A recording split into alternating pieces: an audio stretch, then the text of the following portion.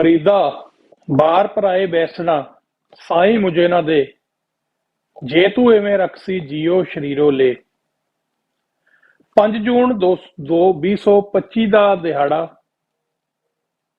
ਮੈਂ ਆਪ ਜੀ ਦਾ ਹੋਸਟ ਮਨਵੀਰ ਸਿੰਘ ਅੱਜ ਦਾ ਪ੍ਰੋਗਰਾਮ ਦਿਲ ਦੀਆਂ ਗੱਲਾਂ ਲੈ ਕੇ ਤੁਹਾਡੀ ਸੇਵਾ ਦੇ ਵਿੱਚ ਹਾਜ਼ਰ ਹਾਂ ਜੀ। ਸਭ ਤੋਂ ਪਹਿਲਾਂ ਆਓ ਗੁਰੂ ਕਲਗੀਧਰ ਪਾਤਸ਼ਾਹ ਦੀ ਬਖਸ਼ੀ ਹੋਈ ਫਤਿਹ ਬੁਲੰਦ ਕਰੀਏ। ਗੱਜ ਕੇ ਆਖੋ ਜੀ ਵਾਹਿਗੁਰੂ ਜੀ ਕਾ ਖਾਲਸਾ ਵਾਹਿਗੁਰੂ ਜੀ ਕੀ ਫਤਿਹ। ਅੱਜ ਸਟੂਡੀਓ ਦੀਆਂ ਘੜੀਆਂ ਦੇ ਮੁਤਾਬਕ ਅਸੀਂ ਠੀਕ 12 ਵਜੇ ਨਿਊਯਾਰਕ ਟਾਈਮ ਔਰ 9:30 ਵਜੇ ਖਾਲਿਸਤਾਨ ਟਾਈਮ ਦੇ ਉੱਤੇ ਆਪਣਾ ਪ੍ਰੋਗਰਾਮ ਲੈ ਕੇ ਆਪ ਜੀ ਦੀ ਸੇਵਾ ਦੇ ਵਿੱਚ ਹਾਜ਼ਰ ਹਾਂ ਜੀ। ਔਰ ਇਹ ਪ੍ਰੋਗਰਾਮ ਹਰ ਰੋਜ਼ ਤੁਸੀਂ ਸੋਮਵਾਰ ਤੋਂ ਲੈ ਕੇ ਸ਼ੁੱਕਰਵਾਰ ਤੱਕ ਲਾਈਵ ਵੇਖਦੇ ਹੋ। ਔਰ ਅੱਜ ਸਾਡੇ ਮਹਿਮਾਨ ਹੋਣਗੇ ਪ੍ਰੋਗਰਾਮ ਦੇ ਵਿੱਚ ਵਰਲਡ ਸਿੱਖ ਪਾਰਲੀਮੈਂਟ ਦੇ ਲੀਗਲ ਕੌਂਸਲ ਸਰਦਾਰ ਪ੍ਰਭ ਸਿਮਰਨ ਸਿੰਘ ਜੀ।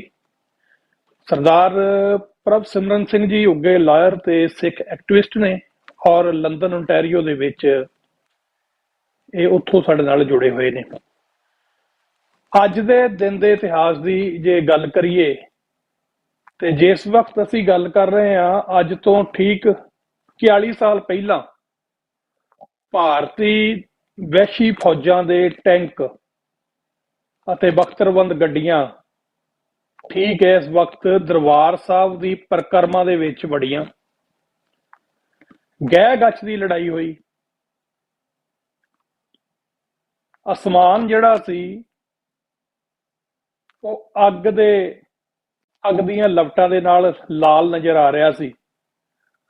ਸਰੋਵਰ ਤੇ ਪਰਿਕਰਮਾ ਖੂਨ ਦੇ ਨਾਲ ਲਥਪਥ ਸੀ।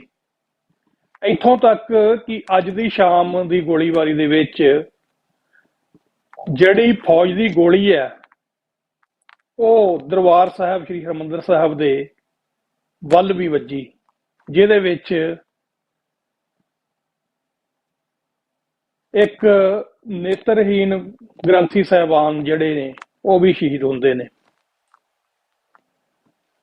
ਅੱਜ ਦੀ ਉਹ ਰਾਤ ਆ ਜਿਸ ਦਿਨ ਉਹ ਵੇਲਾ ਆਇਆ ਕਿ ਜਦੋਂ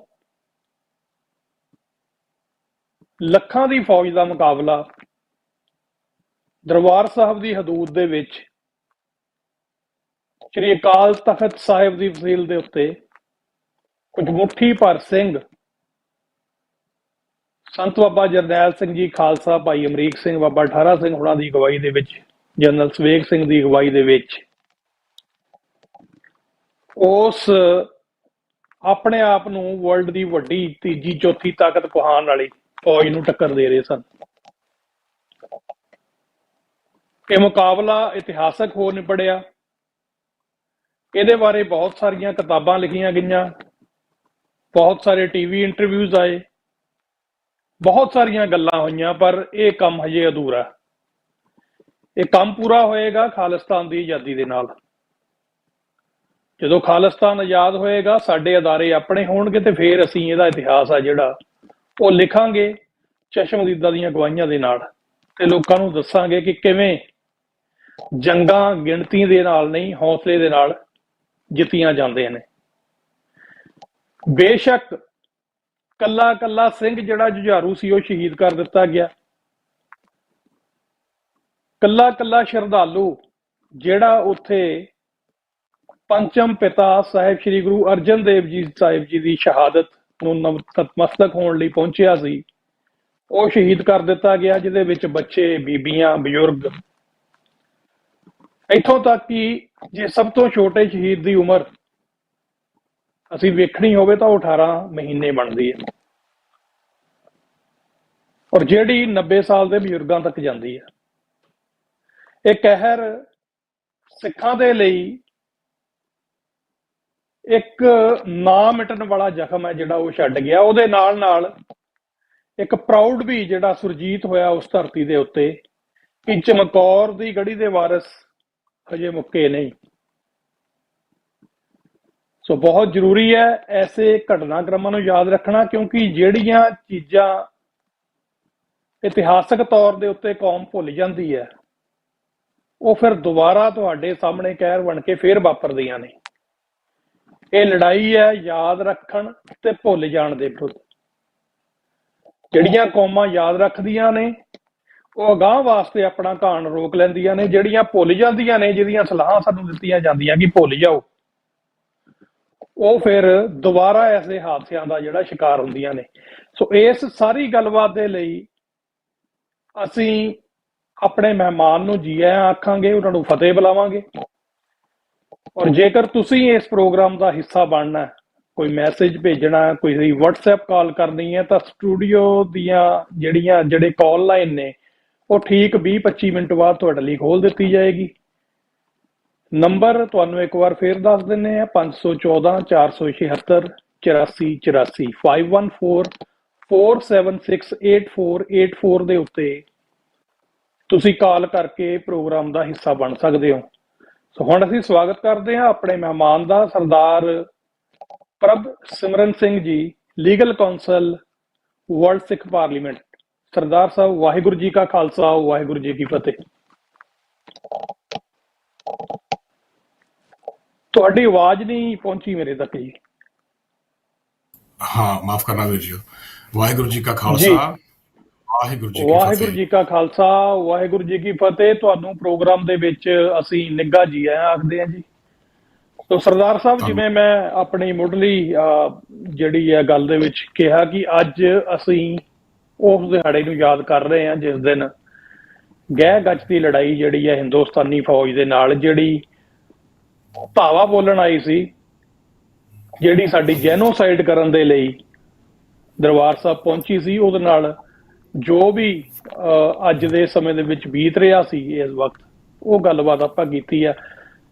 ਸੋ ਟੋਟੈਲਿਟੀ ਦੇ ਵਿੱਚ ਤੁਸੀਂ ਜੇ ਆਪਣੇ ਸ਼ਬਦਾਂ ਦੇ ਵਿੱਚ ਇਹਨੂੰ ਬਿਆਨ ਕਰਨਾ ਹੋਵੇ, ਇਸ ਘੱਲੂਘਾਰੇ ਨੂੰ, ਜਿਹੜਾ ਜੂਨ 1984 ਦੇ ਵਿੱਚ ਇੱਕ ਖੁੱਲੀ ਜੰਗ ਜਿਹੜੀ ਆ ਸਿੱਖਾਂ ਦੇ ਖਿਲਾਫ ਐਲਾਨ ਕੇ ਹਕੂਮਤ ਨੇ ਸਾਡੇ ਜਾਣ ਤੋਂ ਪਿਆਰੇ ਹਰਿਮੰਦਰ ਸਾਹਿਬ ਦੀ ਪਰਿਕਰਮਾ ਦੇ ਵਿੱਚ ਦੁਹਰਾਇਆ, ਉਹਦੇ ਬਾਰੇ ਆਪਣੇ ਵਿਚਾਰ ਕੀ ਦਿਓਗੇ ਜੀ?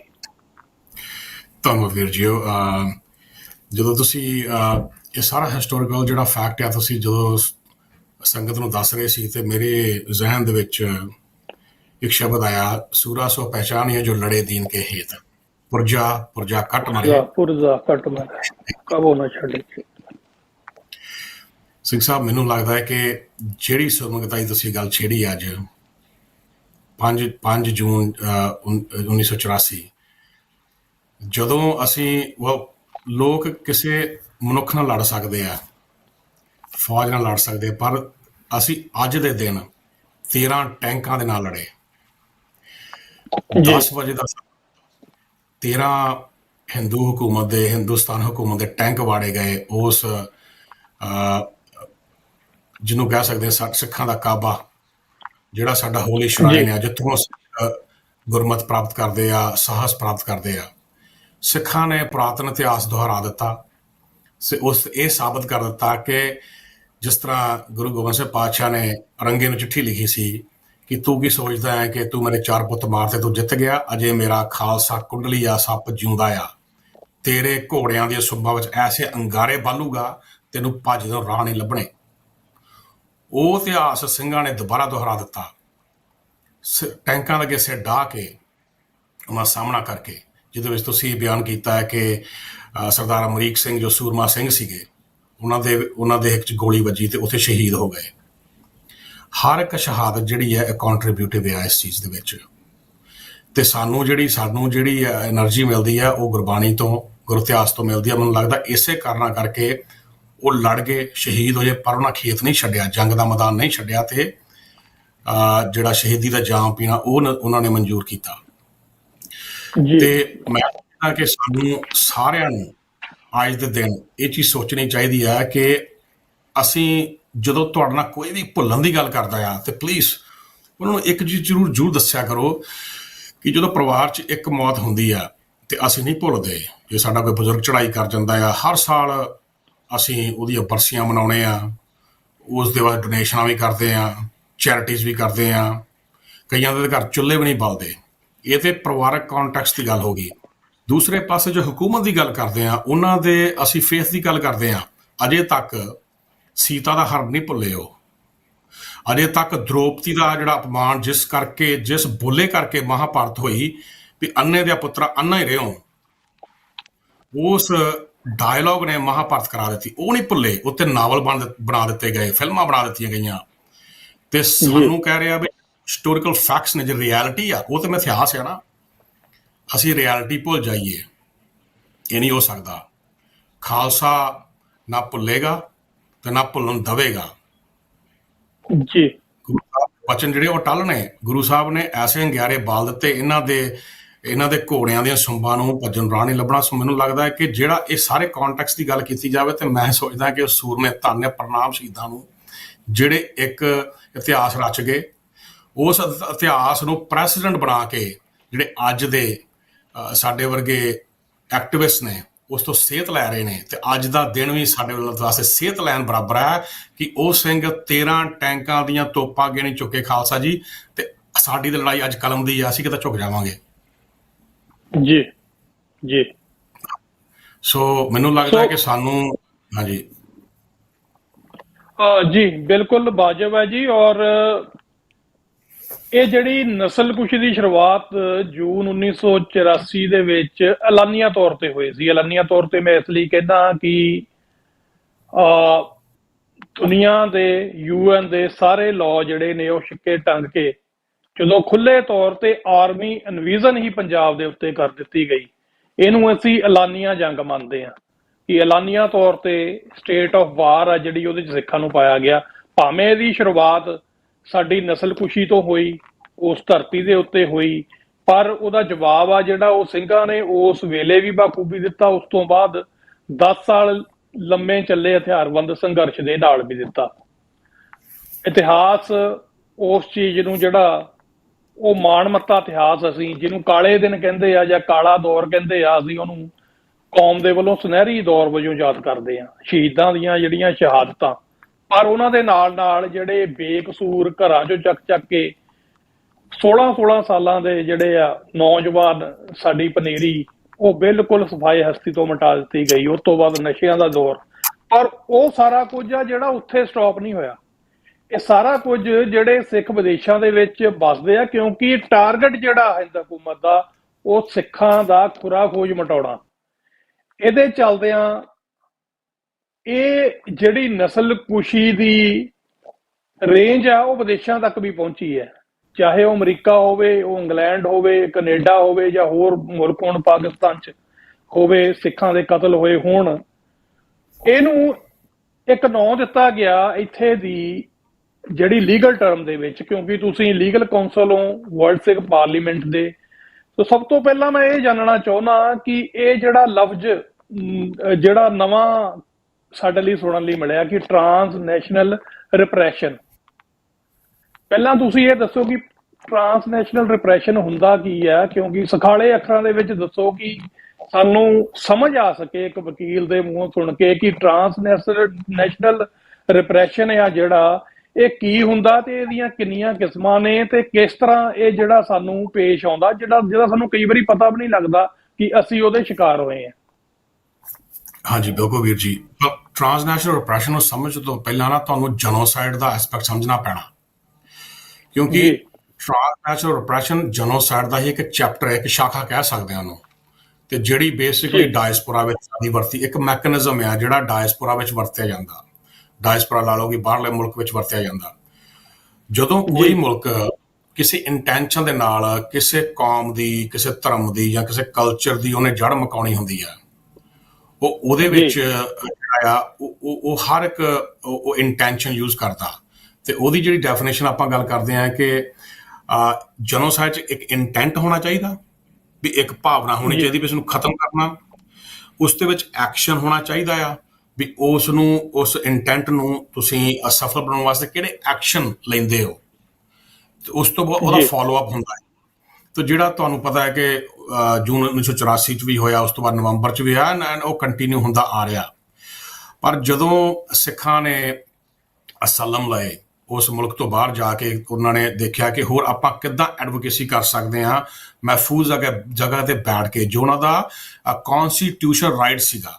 UN ਦੇ ਆਧਾਰ ਤੇ ਜਾਂ ਤੁਸੀਂ ਇੰਟਰਨੈਸ਼ਨਲ ਲਾਅ ਦੇ ਆਧਾਰ ਤੇ ਦੇਖਿਆ ਜਾਵੇ, ਉਹਨਾਂ ਦਾ ਕੌਨਸਟੀਟਿਊਸ਼ਨ ਰਾਈਟ ਆਏ ਤੇ ਟ੍ਰਾਂਸਨੈਸ਼ਨਲ ਰਿਪਰੈਸ਼ਨ ਜਿਹੜੀਆਂ ਡਿਕਟੇਟਰ ਸਟੇਟਸ ਹੁੰਦੀਆਂ ਆ, ਉਹ ਮੈਕੈਨਿਜ਼ਮ ਕੀ ਯੂਜ਼ ਕਰਦੀਆਂ ਹੈ ਕਿ ਜਿਹੜੇ ਐਕਟਿਵਿਸਟ ਸਿੱਖਸ ਨੇ ਡਾਇਸਪੋਰਾ 'ਚ ਬੈਠੇ, ਉਹਨਾਂ ਦੀ ਆਵਾਜ਼ ਨੂੰ ਬੰਦ ਕਰਨ ਵਾਸਤੇ ਉਹ ਸਭ ਤੋਂ ਪਹਿਲਾਂ ਤੇ ਵਾਇਲੈਂਸ ਕ੍ਰੀਏਟ ਕਰਦੀਆਂ ਆ ਜਾਂ ਅਸੈਸੀਨੇਸ਼ਨਸ ਡਰਾਉਣ ਖਾਤਰ।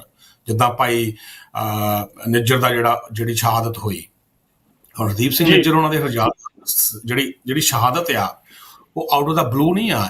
ਉਹ ਪਲਾਨ ਬਹੁਤ ਲੰਮੇ ਸਮੇਂ ਤੋਂ ਚੱਲਦਾ ਆ ਰਿਹਾ ਸੀ, ਕਿਉਂਕਿ ਹਰਦੀਪ ਨਿੱਜਰ ਸਾਹਿਬ ਉਹ ਐਸੀ ਉੱਘੀ ਸ਼ਖਸੀਅਤ ਸੀ ਜਿਨ੍ਹਾਂ ਨੇ ਕੌਮ ਨੂੰ ਮੀਡੀਏਟ ਕਰਕੇ, ਦੇਖੋ ਗੁਰਦੁਆਰਿਆਂ ਵਿੱਚ ਜਿਹੜੇ ਕੌਨਫਲਿਕਟ ਆ ਉਹ ਸੁਭਾਵਿਕ ਹੋ ਜਾਂਦੇ ਆ, ਦੈਟ ਇਜ਼ ਫਾਈਨ, ਕਿਉਂਕਿ ਪਰਿਵਾਰ ਵਿੱਚ ਵੀ ਜਿਹੜੇ ਚਾਰ ਜੀ ਰਹਿੰਦੇ ਆ ਉਹ ਕੁਛ ਨਾ ਕੁਛ ਮਤਭੇਦ ਹੁੰਦੇ ਆ, ਪਰ ਉਹ ਇੰਨੇ ਕੁ ਸੁਲਝੀ ਹੋਈ ਸ਼ਖਸੀਅਤ ਸੀ, ਉਹਨਾਂ ਨੇ ਇਹ ਸਾਰੇ ਕੌਨਫਲਿਕਟ ਖਤਮ ਕਰਕੇ ਇੱਕ ਯੂਨੀਵਰਸਲ ਯੂਨਾਈਟਿਡ ਇੱਕ ਚੀਜ਼ ਬਣਾਈ, ਜਿਸ ਦੀ ਤਕਲੀਫ ਸਭ ਤੋਂ ਵੱਧ ਇੰਡੀਅਨ ਸਟੇਟ ਨੂੰ ਹੋਈ। ਉਦੋਂ ਤੋਂ ਹੀ ਉਹਨਾਂ ਦਾ ਜਿਹੜਾ ਇਹ ਐਪੀਸੋਡ ਲਿਖਿਆ ਜਾ ਚੁੱਕਾ ਸੀਗਾ। ਉਹਨਾਂ ਨੇ ਉਹ ਚੀਜ਼ ਉਹਨਾਂ ਦੀ ਸ਼ਹਾਦਤ ਕਰਕੇ ਇਹ ਸਿੱਧ ਕਰਨ ਦੀ ਕੋਸ਼ਿਸ਼ ਕੀਤੀ ਵੀ ਦੇਖੋ, ਚਾਹੇ ਸਿੱਖ ਡਾਇਸਪੋਰਾ 'ਚ ਬੈਠ ਗਿਆ, ਪਰ ਸਾਡੀ ਜਿਹੜੀ ਇੰਟੈਂਸ਼ਨ ਆ ਖਤਮ ਕਰਨ ਦੀ ਵਾਇਲੈਂਸ ਦੀ, ਉਹ ਜਾਰੀ ਆ। ਸੋ ਉੱਥੋਂ ਕੁਛ ਸਿੱਖ ਨਾ ਉਹ ਡਰੇ ਵੀ। ਤੁਸੀਂ ਦੇਖੋ ਕਿ ਬਿਆਨ ਵੀ ਸਿੱਖਾਂ ਦੇ ਆਉਂਦੇ ਆ, ਠੀਕ ਹੈ। ਹੁਣ ਮੈਂ ਉਹਨਾਂ ਨੂੰ ਸਿੱਖ ਨਹੀਂ ਕਹਿੰਦਾ ਜਿਨ੍ਹਾਂ ਦੇ ਬਿਆਨ ਆਉਂਦੇ ਆ ਕਿ ਐਂਟੀ ਖਾਲਿਸਤਾਨ ਦੇ ਬਿਆਨ ਆਉਂਦੇ ਆ, ਸਿੱਖ ਰਾਜ ਨਾ ਲੈਣ ਦੇ ਬਿਆਨ ਆਉਂਦੇ। ਇਹ ਵੀ ਇੱਕ ਟ੍ਰਾਂਸਨੈਸ਼ਨਲ ਰਿਪਰੈਸ਼ਨ ਦਾ ਦੂਸਰਾ ਭਾਗ ਆ, ਕਿਉਂਕਿ ਉਹ ਸਿੱਖ ਨਹੀਂ, ਇੰਡੀਅਨ ਨੈਸ਼ਨਲਸ ਨੇ ਉਹ, ਤੇ ਉਹਨਾਂ ਨੂੰ ਇੰਪਲੋਏ ਕੀਤਾ ਜਾਂਦਾ ਆ। ਉਹਨਾਂ ਨੂੰ ਦਿਖਾਇਆ ਜਾਂਦਾ ਵੀ ਇਹ ਸਿੱਖ ਨੇ। ਤੇ ਸਭ ਤੋਂ ਵੱਡੀ ਐਗਜ਼ਾਮਪਲ ਮਨਵੀਰ ਸਿੰਘ ਜੀ ਆਪਣੇ ਕੋਲ ਆਉਂਦੀ ਆ, ਜਦੋਂ ਬਰੈਂਪਟਨ ਦਾ ਐਪੀਸੋਡ ਹੁੰਦਾ ਆ ਮੰਦਿਰ ਦੇ ਸਾਹਮਣੇ, ਤੇ ਸਭ ਤੋਂ ਵੱਧ ਬਿਆਨ ਤੁਸੀਂ, ਮੈਂ ਹੈਰਾਨ ਹੋ ਜਾਂਦਾ ਕਿ ਪੱਗਾਂ ਵਾਲਿਆਂ ਨੇ ਦਿੱਤੇ, ਜਿਹਦੇ ਵਿੱਚ ਕਿਹਾ ਗਿਆ ਇਹ ਚੀਜ਼ ਨਹੀਂ ਹੋਣੀ ਚਾਹੀਦੀ, ਨਿੰਦਿਆ ਤੇ ਲਹਿਰ ਨੂੰ ਮਾੜਾ ਕਹਿਣ ਦੀ ਕੋਸ਼ਿਸ਼ ਕੀਤੀ ਗਈ। ਉਹ ਸਿੱਖ ਨਹੀਂ ਸੀਗੇ, ਉਹ ਇੰਡੀਅਨ ਸਟੇਟ ਮੈਂਟੈਲਿਟੀ ਦੇ ਤੇ ਸਿੱਖ ਨੈਸ਼ਨਲ ਸੀਗੇ ਜੀ, ਉਹ ਇੰਪਲੋਏ ਕੀਤੇ ਜਾਂਦੇ ਆ। ਉਸ ਤੋਂ ਬਾਅਦ ਟ੍ਰਾਂਸਨੈਸ਼ਨਲ ਰਿਪਰੈਸ਼ਨ 'ਚ ਫਰਦਰ ਮੋਰ ਜਿਹੜੀਆਂ ਪੋਲੀਟੀਕਲ ਪਾਰਟੀਜ਼ ਨੇ, ਉਹਨਾਂ ਨੂੰ ਵੋਟ ਬੈਂਕ ਹੁੰਦੀ ਆ, ਫੰਡ ਰੇਜ਼ਿੰਗ ਥਰੂ ਸਟੇਟ ਕੀ ਕਰਦੀ ਆ ਕਿ ਉਹਨਾਂ ਨੂੰ ਉਹ ਫੰਡਿੰਗ ਕਰਦੀ ਆ, ਤੇ ਉਹ ਕਹਿੰਦੀ ਹੈ ਕਿ ਸਾਡੇ ਜਿਹੜੇ ਮਤੇ ਨੇ ਸਟੇਟ ਦੇ ਸਿੱਖਾਂ ਦੇ ਖਿਲਾਫ, ਉੱਥੇ ਨਹੀਂ ਪੂਰੇ ਹੋਏ, ਤੁਸੀਂ ਇੱਥੇ ਪੂਰੇ ਕਰਨੇ ਆ। ਕਿਸ ਤਰ੍ਹਾਂ? ਇਹਨਾਂ ਦੀ ਤੁਸੀਂ ਜਿਹੜੀਆਂ ਇਹਨਾਂ ਦੀਆਂ ਆਰਗੇਨਾਈਜੇਸ਼ਨ ਚੈਰਿਟੀਜ਼ ਅੱਛੇ ਕੰਮ ਕਰ ਰਹੀਆਂ ਨੇ, ਉਹਨਾਂ ਨੂੰ ਫੰਡਿੰਗ ਨਹੀਂ ਦੇਣੀ, ਫਾਈਨੈਂਸ਼ੀਅਲੀ ਬਿਲਕੁਲ ਬਲੌਕ ਕਰ ਦਿਓ। ਉਸ ਤੋਂ ਬਾਅਦ ਜਿਹੜੇ ਵੀ ਕੋਈ ਸਿੱਖ ਕਿਸੇ ਉਸ ਪਾਰਟੀ ਵਿੱਚ ਭਾਗ ਲੈਂਦੇ ਆ, ਉਸ ਨੂੰ ਭਾਗ ਨਹੀਂ ਲੈਣ ਦੇਣਾ। ਫਿਰ ਉਹ ਕੀ ਕਰਦੇ ਆ, ਸਾਡੇ ਕਲਚਰਲ ਜਿਹੜੀ ਪ੍ਰੈਕਟਿਸਿਸ ਨੇ ਉੱਤੇ ਵੀ ਉਹ ਪਾਬੰਦੀ ਲਾਉਂਦੇ ਆ। ਜਿਸ ਤਰ੍ਹਾਂ ਕੁਬੈਕ 'ਚ ਹੋਇਆ, ਇਸ ਦਸਤਾਰ ਬਣ ਕੇ ਸਿੱਖ ਕੰਮ ਨਹੀਂ ਕਰ ਸਕਦੇ। ਹਰ ਦੂਜੇ ਧਰਮਾਂ ਤੇ ਵੀ ਹੋਇਆ, ਪਰ ਦੂਸਰੇ ਜਿਹੜੇ ਫੇਥ ਨੇ ਉਹਦੇ ਕੁਆਇਟ ਪ੍ਰੋਐਕਟਿਵ। ਸਭ ਤੋਂ ਵੱਡੀ ਗੱਲ ਤੁਸੀਂ ਸੁਣਿਆ ਹੋਊਗਾ ਕਿ EDA ਜਿਹੜੀ ਹੁੰਦੀ ਆ, election district associations, transnational repression ਕਰਦਾ ਕਿ RSS ਦੇ ਬੰਦੇ ਉਹਦੇ ਵਿੱਚ ਭੇਜਦਾ ਆ ਵੱਖ-ਵੱਖ ਛੋਟੇ-ਛੋਟੇ ਸ਼ਹਿਰਾਂ ਦੇ ਵਿੱਚ। ਤੁਹਾਨੂੰ ਯਾਦ ਹੋਏਗਾ ਜਦੋਂ ਮੇਰੇ ਮਾਂ ਪਿਓ ਜਦੋਂ ਪਹਿਲੇ ਨਵੇਂ ਆਏ ਸੀਗੇ ਇਸ ਮੁਲਕ ਦੇ ਵਿੱਚ, ਜਾਂ ਤੁਸੀਂ ਇਸ ਮੁਲਕ 'ਚ ਆਏ ਸੀਗੇ, ਤੁਹਾਨੂੰ ਲੱਗਦਾ ਕਿ ਤੁਸੀਂ ਆਉਂਦੇ ਸਾਰ ਹੀ ਸੋਚਿਆ ਹੋਊਗਾ ਮੈਂ ਕਿਹੜੀ ਪਾਰਟੀ ਜੁਆਇਨ ਕਰਨੀ ਆ ਤੇ ਮੈਂ ਇਸ ਪਾਰਟੀ ਦਾ ਨੁਮਾਇੰਦਾ ਬਣਨਾ ਚਾਹੂੰਗਾ। ਦਿਮਾਗ 'ਚ ਕਦੀ ਗੱਲ ਆਉਂਦੀ ਹੈ? ਬਿਲਕੁਲ ਨਹੀਂ, ਕਿਉਂਕਿ ਸਾਨੂੰ ਤਾਂ ਰੋਟੀ ਨਾ ਹੁੰਦਾ ਵੀ ਅਸੀਂ ਆਪਣੀ ਰੋਟੀ ਕਮਾਉਣੀ, ਬੱਚਿਆਂ ਨੂੰ ਸਕੂਲ ਭੇਜਣਾ, ਅਸੀਂ ਆਪਣੇ ਆਪ ਨੂੰ ਉੱਪਰ ਕਿੱਦਾਂ ਲਾਈ ਜਾਣਾ। ਮੇਰੇ ਜ਼ਹਿਨ ਵਿੱਚ ਕੁਛ ਦੇਖਣ ਨੂੰ ਆਇਆ ਪ੍ਰੈਕਟੀਕਲੀ, ਐਂਡ ਮੈਂ ਇਹ ਚੀਜ਼ ਖੁਦ ਮਹਿਸੂਸ ਕੀਤੀ ਆ ਐਜ਼ ਅ ਵਕੀਲ, ਐਜ਼ ਅ ਐਕਟਿਵਿਸਟ, ਕਿ ਉਹ ਆਉਂਦੇ ਸਾਰ ਹੀ EDA ਜੁਆਇਨ ਕਰ ਲੈਂਦੇ ਆ ਕੁਛ ਵਿਸ਼ੇਸ਼ ਵਿਅਕਤੀ। ਇਹ ਸਾਰੇ ਸ਼ਹਿਰਾਂ 'ਚ ਹੋ ਰਿਹਾ, ਤੇ ਉਹਨਾਂ ਦੇ ਥਰੂ ਉਹਨਾਂ ਨੂੰ ਕੁਛ ਏਜੰਡੇ ਦਿੱਤੇ ਜਾਂਦੇ ਆ ਕਿ ਜਿੱਦਾਂ as a gatekeeper and watchman, ਵੀ ਕੋਈ ਵੀ ਸਿੱਖ ਜੇ ਇਹ ਪਾਰਟੀ ਜੁਆਇਨ ਕਰਦਾ ਲੋਕਲ ਪੱਧਰ ਤੇ, ਉਹਦੀ ਰਿਪੋਰਟ ਜਿਹੜੀ ਆ ਪਿੱਛੇ ਜਾਣੀ ਆ ਜੀ। It's also part of transnational repression, ਕਿਉਂਕਿ ਟ੍ਰਾਂਸਨੈਸ਼ਨਲ ਜਿਹੜਾ ਆ ਉਹ ਟ੍ਰਾਂਜ਼ਿਸ਼ਨ ਹੋ ਰਿਹਾ ਆ ਭਾਰਤ ਤੋਂ ਇੱਥੇ ਜੀ, ਰਾਈਟ। ਓਪਰੇਸ਼ਨ ਜਿਹੜਾ ਆ ਉਹ ਤੁਸੀਂ ਕਾਬੂ ਕਰ ਲਿਆ। ਰਿਪਰੈਸ਼ਨ ਇਜ਼ ਬੇਸਿਕਲੀ ਪਲੈਨਿੰਗ ਦੇ ਨਾਲ ਕਿਸੇ ਨੂੰ ਓਪਰੈਸ ਕਰਨਾ, ਤੇ ਜਿਸ ਤਰ੍ਹਾਂ ਅਜਗਰ ਨਹੀਂ ਨਿਕਲਦਾ ਕਿਸੇ ਨੂੰ, ਉਹ ਤੇ ਨਿਸ਼ਾਨੀ ਨਹੀਂ ਛੱਡਦਾ ਜੀ, ਉਹੀ ਚੀਜ਼ ਆ। ਤੇ ਇਹ ਸਿੱਧ ਕੀਤਾ ਜਾਂਦਾ ਕਿ ਨਹੀਂ ਜੀ, ਫਾਈਟਿੰਗ ਅਗੇਂਸਟ ਟੈਰਰਿਜ਼ਮ, ਇੱਕ ਨਵਾਂ ਨਾਂ ਦਿੱਤਾ ਜਾਂਦਾ ਆ। ਸੋ ਜਿਹੜਾ ਖਾਲਿਸਤਾਨੀ ਟੈਰਰਿਜ਼ਮ ਦਾ ਜਿਹੜਾ ਸ਼ਬਦ ਦਿੱਤਾ ਗਿਆ, ਇਹ ਵੀ ਟ੍ਰਾਂਸਨੈਸ਼ਨਲ ਰਿਪਰੈਸ਼ਨ ਥਾਣੀ ਦਿੱਤਾ ਗਿਆ, ਕਿਉਂਕਿ ਜਦੋਂ ਸਿੱਖ ਐਕਟਿਵਿਸਟ ਜਿਹੜੇ ਆ, ਚਾਹੇ ਆਪਾਂ ਪੋਲੀਟੀਕਲ ਸਪੈਕਟਰਮ ਦੀ ਗੱਲ ਕਰਦੇ ਹਾਂ, ਸਰਦਾਰ ਜਗਮੀਤ ਸਿੰਘ ਨੇ ਬਹੁਤ ਵਧੀਆ ਕੰਮ ਕੀਤੇ, ਸ਼ਲਾਘਾ ਕਰਦੇ ਹਾਂ। ਹੋਰ ਵੀ ਸਿੱਖ ਐਕਟਿਵਿਸਟ ਪੋਲੀਟੀਕਲ ਸਪੈਕਟਰਮ 'ਚ ਨੇ ਜਿਹੜੇ ਕਰ ਰਹੇ ਨੇ, ਪਰ ਜਦੋਂ ਉਹ ਸਿੱਖ ਕੌਮ ਦੀ ਗੱਲ ਕਰਦੇ ਤੇ ਉਹਨਾਂ ਨੂੰ ਕਿਹਾ ਜਾਂਦਾ ਇਹ ਖਾਲਿਸਤਾਨੀ ਟੈਰਰਿਸਟ ਨੇ ਜਾਂ ਇਹ ਰੈਡੀਕਲਸ ਨੇ। ਇਹ ਸ਼ਬਦ ਵੀ ਟ੍ਰਾਂਸਨੈਸ਼ਨਲ ਰਿਪਰੈਸ਼ਨ ਚੋਂ ਹੀ ਨਿਕਲਿਆ ਆ, ਤਾਂ ਕਿ ਉਹ ਅਸੀਂ ਕੋਈ ਵੀ ਐਕਸ਼ਨ ਕਰਦੇ ਹਾਂ ਸਿੱਖ ਭਾਈਚਾਰਕ ਜਾਂ ਸਿੱਖ ਪ੍ਰੋਸਪੈਰਿਟੀ ਵਾਸਤੇ ਜਾਂ ਖਾਲਿਸਤਾਨ ਸਿੱਖ ਰਾਜ ਦੀ ਗੱਲ ਕਰਨ ਵਾਸਤੇ, ਉਹ ਇਹ ਸ਼ਬਦਾਂ ਥਾਣੇ ਸਾਨੂੰ ਰਿਪਰੈਸ ਕਰ ਸਕਣ ਤੇ ਸਾਡੀ ਜਿਹੜੀ ਗਰੋਥ ਰੋਕ ਸਕਣ। ਤੇ ਸੌਖੇ ਸ਼ਬਦਾਂ ਕਹਿ ਸਕਦੇ ਆ ਕਿ ਇਹ ਮੈਕੈਨਿਜ਼ਮ ਨੇ ਜਿਹੜੇ ਤੁਸੀਂ ਨੈਸ਼ਨਲ ਲੈਵਲ ਤੇ ਉੱਥੇ ਨਹੀਂ ਕਰ ਸਕੇ, ਤੇ ਜਿਹੜੇ ਐਕਟਿਵਿਸਟ ਇੱਥੇ ਆ ਗਏ ਉਹਨਾਂ ਦੇ ਖਿਲਾਫ ਤੁਸੀਂ ਟ੍ਰਾਂਸਨੈਸ਼ਨਲੀ ਕਰ ਰਹੇ ਹੋ। ਉਹ ਸੇਮ ਜੰਗ ਆ। ਉੱਥੇ ਤੁਸੀਂ ਗੋਲੀਆਂ ਨਾਲ ਕਰਨ ਦੀ ਕੋਸ਼ਿਸ਼ ਕੀਤੀ, ਬੰਬਾਂ ਨਾਲ ਕਰਨ ਦੀ ਕੋਸ਼ਿਸ਼, ਤੋਪਾਂ ਨਾਲ। ਇੱਥੇ ਤੁਸੀਂ ਕਲਮ ਨਾਲ ਕਰਨ ਦੀ ਕੋਸ਼ਿਸ਼ ਕਰ ਰਹੇ ਹੋ, ਵਾਇਲੈਂਸ ਥਰੂ ਕਰਨ ਦੀ ਕੋਸ਼ਿਸ਼ ਕਰ ਰਹੇ ਹੋ। ਅਬਵ ਆਲ ਮੈਂ ਇੱਕ ਗੱਲ ਜ਼ਰੂਰ ਕਰਨਾ ਇਹਦੇ ਥਰੂ, ਹੁਣ ਗੁਰਦੁਆਰਿਆਂ ਵਿੱਚ ਕਮੇਟੀਆਂ ਵਿੱਚ ਕੁਛ ਸਿੱਖੀ ਰੂਪ ਦੇ ਵਿੱਚ ਵਿਸ਼ੇਸ਼ ਵਿਅਕਤੀ ਇੰਪਲੋਏ ਵੀ ਕੀਤੇ ਜਾਂਦੇ ਆ ਟੂ ਕੀਪ ਅ ਵਾਚ। ਤੁਹਾਡੇ ਨੇਬਰਹੁੱਡ ਵਿੱਚ ਘਰ ਲੈ ਕੇ ਦਿੱਤੇ ਜਾਂਦੇ ਆ ਤੇ ਉਹਨਾਂ ਨੂੰ ਸਿੱਖ ਦਿਖਾ ਕੇ।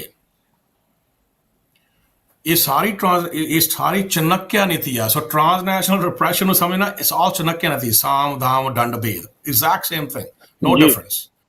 ਸੋ ਆਪਣੇ ਗੱਲਾਂ ਤੇ ਵੀਰ ਜੀ ਕਰ ਲਈਆਂ। ਹੁਣ ਇਹਦੇ ਸੋਲੂਸ਼ਨ ਕੀ ਆ? ਮੇਨਲੀ ਗੱਲ ਇਹ ਹੁੰਦੀ ਆ, ਅਸੀਂ ਹਰ ਇੱਕ ਸਿੱਖ ਨੂੰ ਇੱਕੋ ਹੀ ਗੱਲ ਕਰਦੇ ਹਾਂ ਕਿ ਇਹ ਯਾਦ ਰੱਖਿਓ ਕਿ ਤੁਹਾਡਾ ਨਿਸ਼ਾਨਾ ਸਿੱਖ ਰਾਜ ਹੋਣਾ ਚਾਹੀਦਾ ਹੈ। ਇਹ 'ਚ ਕਿੰਤੂ ਪ੍ਰੰਤੂ ਨਹੀਂ ਚਾਹੀਦਾ। ਹੋ ਗਿਆ, ਵਟ ਇਫ ਹੋ ਗਿਆ, ਨੋ। ਜਦੋਂ ਤੁਹਾਡਾ ਮੈਨੀਫੈਸਟੇਸ਼ਨ ਹੁੰਦੀ ਹੈ ਨਾ, ਤੇ ਉਹਨੂੰ ਮੈਨੀਫੈਸਟੇਸ਼ਨ ਨੂੰ ਹਾਸਲ ਕਰਨ ਵਾਸਤੇ ਫੋਕਸ ਚਾਹੀਦਾ। ਨੰਬਰ 2, ਕੋਈ ਵੀ ਪੰਥਕ ਗੱਲ ਕਿਸੇ ਆਰੇ ਗੈਰੇ ਨਾ ਕਰ ਦਿਆ ਕਰੋ ਪਲੀਜ਼। ਜੇ ਤੁਹਾਡੇ ਮਨ 'ਚ ਗੱਲ ਆਉਂਦੀ ਆ, keep it yourself and become a leader yourself.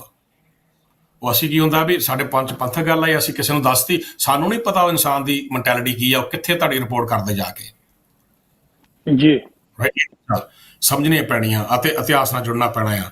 ਤੇ ਬਾਕੀ ਗਾਂ ਆਪਾਂ ਹੋਰ ਵੀ ਗੱਲਾਂ ਕਰਾਂਗੇ ਜੈਨੋਸਾਈਡ ਤੇ ਰਾਇਟਸ ਦੇ ਵਿੱਚ ਕੀ ਫਰਕ ਆ, ਇਹ ਚੀਜ਼ ਸਮਝਣੀ ਬਹੁਤ ਜ਼ਰੂਰੀ ਆ। ਜੋ ਅੱਗੇ ਸਵਾਲ ਸੰਗਤ ਦੇ ਹੋਣਗੇ ਉਸ ਹਿਸਾਬ ਨਾਲ ਗੱਲਬਾਤ ਨੂੰ ਗਾਂ ਤੋਰਾਂਗੇ ਜੀ। ਉਹ ਤੋਂ ਜੀ ਲਾਈਨਾਂ ਬਿਲਕੁਲ ਸੰਗਤ ਲਈ ਜਿਹੜੀ ਲਾਈਨ ਆ ਸਾਡੀ ਖੁੱਲੀ ਹੈ 514 476 84 84। ਤੁਸੀਂ ਇਸ ਗੱਲਬਾਤ ਦਾ ਹਿੱਸਾ ਬਣਨਾ ਚਾਹੁੰਦੇ ਹੋ ਤੇ ਜ਼ਰੂਰ ਸਾਨੂੰ ਕਾਲ ਕਰ ਸਕਦੇ ਹੋ ਜੀ। WhatsApp ਤੇ ਵੀ ਕਰ ਸਕਦੇ ਹੋ, ਡਾਇਰੈਕਟ ਵੀ ਕਰ ਸਕਦੇ ਹੋ। ਤੁਸੀਂ ਗੱਲ ਕੀਤੀ ਹੈ ਕਿ ਟ੍ਰਾਂਸਨੈਸ਼ਨਲ ਰਿਪਰੈਸ਼ਨ ਦੀ। ਮੈਂ ਇੱਕ ਗੱਲ ਦੇ ਉੱਤੇ ਜ਼ਰੂਰ ਧਿਆਨ ਕੇਂਦਰਿਤ ਕਰਾਉਣਾ ਚਾਹੁੰਦਾ ਕਿ ਇਹ ਜਿਹੜੀ ਟਰਮ ਆ ਹੁਣ ਪਿਛਲੇ ਕੁਝ ਸਮੇਂ ਤੋਂ ਜਿਹੜੀ ਆ ਜ਼ਿਆਦਾ ਜਿਹੜੀ ਸੁਣਨ ਦੇ ਵਿੱਚ ਆਈ ਆ, ਖਾਸ ਕਰਕੇ ਜਿਹੜਾ ਅਸੈਸੀਨੇਸ਼ਨ ਹੋਇਆ, ਜਿਹੜਾ ਕਤਲ ਭਾਈ ਹਰਦੀਪ ਸਿੰਘ ਨਿੱਜਰ ਹੋਣਾ ਦੀ ਗੁਰਦੁਆਰੇ ਦੇ ਵਿੱਚ ਜਿਹੜਾ ਭਾਰਤ ਦੀ ਸਰਕਾਰ ਨੇ ਕਰਵਾਇਆ, ਉਹਨਾਂ ਦੀ ਸ਼ਹਾਦਤ ਹੋਈ ਹੈ ਉੱਥੇ। ਉਸ ਤੋਂ ਬਾਅਦ ਜ਼ਿਆਦਾ ਇਹ ਮਾਮਲਾ ਹਾਈਲਾਈਟ ਹੋਇਆ। ਪਰ ਮੈਂ ਥੋੜਾ ਜਿਹਾ ਪਿੱਛੇ ਲੈ ਕੇ ਜਾਣਾ ਚਾਹੁੰਦਾ ਇੱਕ ਵਾਰੀ ਕਿ ਇੱਕ ਬੁੱਕ ਆਈ ਸੀ 1995 ਜਾਂ 96 ਦੇ ਵਿੱਚ ਜਿਹਦਾ ਨਾਮ ਸੀ ਦਾ ਸੌਫਟ ਟਾਰਗੇਟ। ਸੌਫਟ ਟਾਰਗੇਟ ਦੇ ਵਿੱਚ ਉਹਦੇ ਜਿਹੜੇ ਪੱਤਰਕਾਰ ਸੀ ਗਲੋਬ ਐਂਡ ਮੇਲ ਦੇ, ਜਿਹੜੇ ਪ੍ਰੋਮੀਨੈਂਟ ਮੇਨ ਸਟ੍ਰੀਮ ਮੀਡੀਆ ਦੇ ਪੱਤਰਕਾਰ ਸੀ ਕੈਨੇਡਾ ਦੇ, ਟੋਰਾਂਟੋ ਸਨ ਤੇ ਗਲੋਬ ਐਂਡ ਮੇਲ ਦੇ ਪੱਤਰਕਾਰ, ਇੱਕ ਦਾ ਨਾਂ ਤਾਂ ਮੁਸ਼ਰਫ ਸਾਹਿਬ ਸੀਗਾ ਤੇ ਦੂਜੇ ਜਿਹੜੇ ਮੈਂ ਉਹਨਾਂ ਦਾ ਨਾਮ ਮੈਨੂੰ ਹੁਣ ਵਿਸਰ ਗਿਆ। ਉਹਨਾਂ ਦੀ ਬੁੱਕ ਦੇ ਵਿੱਚ ਉਹਨਾਂ ਨੇ ਸਿੱਧੇ ਤੌਰ ਤੇ ਲਿਖਿਆ ਸੀ ਕਿ 1978 ਤੋਂ ਬਾਅਦ ਜਿੰਨੀਆਂ ਵੀ ਸਿੱਖ ਕਮਿਊਨਿਟੀ ਦੇ ਵਿੱਚ ਪ੍ਰੋਬਲਮਸ ਨੇ ਜਾਂ ਗੁਰਦੁਆਰਿਆਂ ਦੇ ਵਿੱਚ ਕੋਈ ਲੜਾਈਆਂ ਨੇ ਜਾਂ ਕੋਈ ਸਾਜ਼ਿਸ਼ਾਂ ਨੇ, ਇਹਨਾਂ ਦੀਆਂ ਤਾਰਾਂ ਭਾਰਤੀ ਸਫਾਰਤਖਾਨਿਆਂ ਦੇ ਵਿੱਚ ਜਾ ਕੇ ਜੁੜਦੀਆਂ ਨੇ। ਉਸ ਬੁੱਕ ਨੂੰ ਚੈਲੰਜ ਨਹੀਂ ਕੀਤਾ ਗਿਆ। ਉਹਨਾਂ ਨੇ ਸਬੂਤ ਦੇ ਕੇ ਇਹ ਵੀ ਸਾਬਤ ਕੀਤਾ ਕਿ ਜਿਹੜਾ ਇੱਕ ਅਹਿਮ ਹਾਦਸਾ, ਜਿਹੜਾ ਇੱਕ ਬੜਾ ਘਿਨਾਉਣਾ ਹਾਦਸਾ 에ਅਰ ਇੰਡੀਆ ਕਾਂਡ ਜਿਹਨੂੰ ਕਹਿ ਕੇ ਕਨਿਸ਼ਕਾ ਕਾਂਡ ਆਪਾਂ ਕਹਿ ਕੇ, ਜਿਹਦੇ ਵਿੱਚ 329 ਬੇਗੁਨਾਹ ਮੁਸਾਫਰਾਂ ਦੀ ਜਾਨ ਗਈ ਸੀ, ਉਹਨੂੰ ਸਿੱਖਾਂ ਦੇ ਸਿਰ ਤੇ ਥੋਪਣ ਦੀ ਕੋਸ਼ਿਸ਼ ਕੀਤੀ ਗਈ। ਉਹਨਾਂ ਨੇ ਬਹੁਤ ਸਾਰੀਆਂ ਐਗਜ਼ੈਂਪਲਾਂ ਦੇ ਕੇ, ਬਹੁਤ ਸਾਰੀ ਇਨਵੈਸਟੀਗੇਸ਼ਨ ਕਰਕੇ, ਉਹਦੇ ਹਵਾਲੇ ਦੇ ਕੇ ਇਹ ਪ੍ਰੂਵ ਕੀਤਾ ਸੀ। ਉਹਨਾਂ ਨੇ ਕੈਨੇਡਾ ਦੀ ਸਰਕਾਰ ਨੂੰ ਚੈਲੰਜ ਵੀ ਕੀਤਾ ਸੀ ਕਿ ਤੁਸੀਂ ਜੇ ਇਹਨਾਂ 329 ਬੇਗੁਨਾਹ ਮੁਸਾਫਰਾਂ ਦੇ ਕਾਤਲ ਜੇ ਲੱਭਣੇ ਨੇ ਤੇ ਵੈਨਾਂ ਭਰੋ ਤੇ ਟੋਰਾਂਟੋ, ਵੈਨਕੂਵਰ ਤੇ ਓਟਵਾ ਦੇ ਭਾਰਤੀ ਸਫਾਰਤਖਾਨਿਆਂ ਵਿੱਚ, ਐਮਬੈਸੀਆਂ ਦੇ ਵਿੱਚ, ਕੌਂਸਲੇਟ ਜਨਰਲ ਦੇ ਵਿੱਚ ਤੇ ਹਾਈ ਕਮਿਸ਼ਨ ਦੇ ਵਿੱਚ ਜਾਓ, ਉਹਨਾਂ ਦੇ ਬੰਦੇ ਬਿਠਾ ਕੇ ਉਹਨਾਂ ਕੋਲ ਜਿੰਨੀਆਂ ਫਾਈਲਾਂ ਚੱਕ ਕੇ ਲਿਆਓ ਤੇ ਤੁਹਾਨੂੰ ਉਹਦੇ ਚੋਂ ਇਹਦੇ ਸਬੂਤ ਨਿਕਲਣਗੇ। ਸੋ ਮੈਂ ਇਹ ਗੱਲ ਇਸ ਲਈ ਦੁਹਰਾਈ ਆ ਕਿ ਇਹ ਗੱਲ ਹੁਣ ਦੀ ਨਹੀਂ, ਇਹ ਹਾਈਲਾਈਟ ਹੁਣ ਹੋਈ ਆ ਜਦੋਂ ਕਤਲ ਕੀਤਾ ਗਿਆ ਭਾਈ ਸਾਹਿਬ ਭਾਈ ਹਰਦੀਪ ਸਿੰਘ ਨਿੱਜਰ ਹੋਣਾ ਦਾ। ਉਸ ਤੋਂ ਬਾਅਦ ਸਰਦਾਰ ਸੁਖਦੂਲ ਸਿੰਘ ਹੋਣਾ ਦਾ ਟੋਰਾਂਟੋ ਦੇ ਵਿੱਚ। ਉਸ ਤੋਂ ਬਾਅਦ ਸਰਦਾਰ ਰਿਪੁਦਮਨ ਸਿੰਘ ਮਲਿਕ ਦਾ ਕਤਲ ਕੀਤਾ ਗਿਆ, ਉਹ ਵੀ ਵੈਨਕੂਵਰ ਦੇ ਵਿੱਚ। ਤੇ ਥੋੜੇ ਦਿਨ ਪਹਿਲਾਂ, ਕੁਝ ਕੁ ਹਫ਼ਤੇ ਪਹਿਲਾਂ, ਇੱਕ ਕਤਲ ਬਰੈਂਪਟਨ ਦੇ ਵਿੱਚ ਸਰਦਾਰ ਹਰਜੀਤ ਸਿੰਘ ਢੱਡਾ ਹੋਣਾ, ਜਿਹੜੇ ਸਿੱਖ ਕਾਰੋਬਾਰੀ ਸੀ, ਜਿਹੜੇ ਪੰਥਕ ਵੀ ਸੀ, ਉਹਨਾਂ ਦਾ ਕਤਲ ਵੀ ਕੀਤਾ ਗਿਆ। ਉਹਦੇ ਦੋਸ਼ ਦੇ ਵਿੱਚ ਵੀ 2 ਭਾਰਤੀ ਨਾਗਰਿਕ ਅਮਨ ਤੇ ਦਿਗਵਿਜੇ ਜਿਹੜੇ ਆ ਉਹ ਪਿਛਲੇ 1-2 ਦਿਨਾਂ ਦੇ ਵਿੱਚ ਡੈਲਟਾ ਪੁਲਿਸ ਵੱਲੋਂ ਜਿਹੜੇ ਗ੍ਰਿਫਤਾਰ ਕੀਤੇ ਗਏ ਆ। ਸੋ ਇਹ ਗਹਿਰਾਈ ਹੈ ਟ੍ਰਾਂਸਨੈਸ਼ਨਲ ਡਿਪਰੈਸ਼ਨ ਦੀ। ਭਾਵੇਂ ਕੈਨੇਡਾ ਦੇ ਪ੍ਰਧਾਨ ਮੰਤਰੀ ਜਸਟਿਨ ਟਰੂਡੋ ਹੋਣਾ ਨੇ ਇਹਦੀ ਗੱਲ ਆ ਜਿਹੜੀ ਉਹ ਪਾਰਲੀਮੈਂਟ ਦੇ ਵਿੱਚ ਖਲੋ ਕੇ ਕੀਤੀ, ਭਾਵੇਂ RCMP ਨੇ ਪ੍ਰੈਸ ਕਾਨਫਰੰਸ ਕਰਕੇ ਸਿੱਧੇ ਤੌਰ ਤੇ ਇਸ ਟ੍ਰਾਂਸਨੈਸ਼ਨਲ ਰਿਪਰੈਸ਼ਨ ਲਈ ਭਾਰਤੀ ਸਰਕਾਰ ਨੂੰ ਜ਼ਿੰਮੇਵਾਰ ਠਹਿਰਾਇਆ ਜਿਹੜਾ ਸਿੱਖਾਂ ਦੇ ਵਿੱਚ ਉੱਤੇ ਹੋ ਰਿਹਾ। ਪਰ ਫੇਰ ਵੀ ਇਹ ਗੱਲ ਜਿਹੜੀ ਆ ਹਜੇ ਰੁਕੀ ਨਹੀਂ। ਸਾਡੇ ਸਾਹਮਣੇ ਇੱਕ ਐਗਜ਼ਾਮਪਲ ਹੈ ਬਰੈਂਪਟਨ ਦੀ। ਕੁਝ ਹਫ਼ਤੇ ਪਹਿਲਾਂ ਹੀ ਜਿਹੜਾ ਸਰਦਾਰ ਹਰਜੀਤ ਸਿੰਘ ਢੱਡਾ ਉਹਨਾਂ ਨੂੰ ਗੋਲੀ ਮਾਰ ਕੇ ਜਿਹੜਾ ਉੱਥੇ ਮਾਰ ਦਿੱਤਾ ਗਿਆ, ਉਹਨਾਂ ਦੇ ਕਾਰੋਬਾਰ ਵਾਲੀ ਜਗ੍ਹਾ ਦੇ ਉੱਤੇ। ਸੋ ਇਹ ਸਾਨੂੰ ਇਹਦੇ ਉੱਤੇ ਜਿਹੜੀ ਤਿੱਖੀ ਨਜ਼ਰ ਰੱਖਣ ਦੀ ਲੋੜ ਹੈ।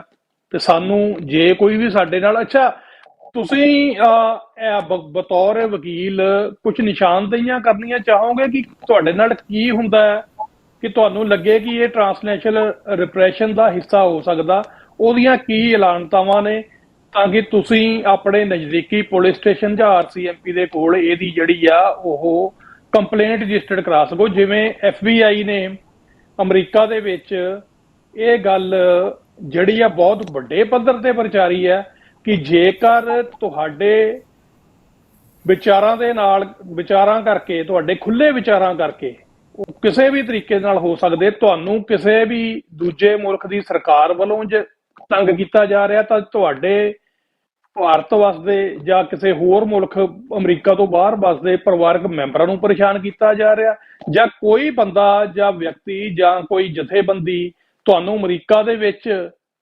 ਤੁਹਾਡੇ expression the freedom of expression ਕਰਕੇ ਤੁਹਾਨੂੰ ਕਿਸੇ ਤਰ੍ਹਾਂ ਦਾ ਥ੍ਰੈਟ ਦੇ ਰਹੀ ਹੈ ਤਾਂ ਸਾਨੂੰ ਉਹਦੀ ਰਿਪੋਰਟ ਕਰੋ।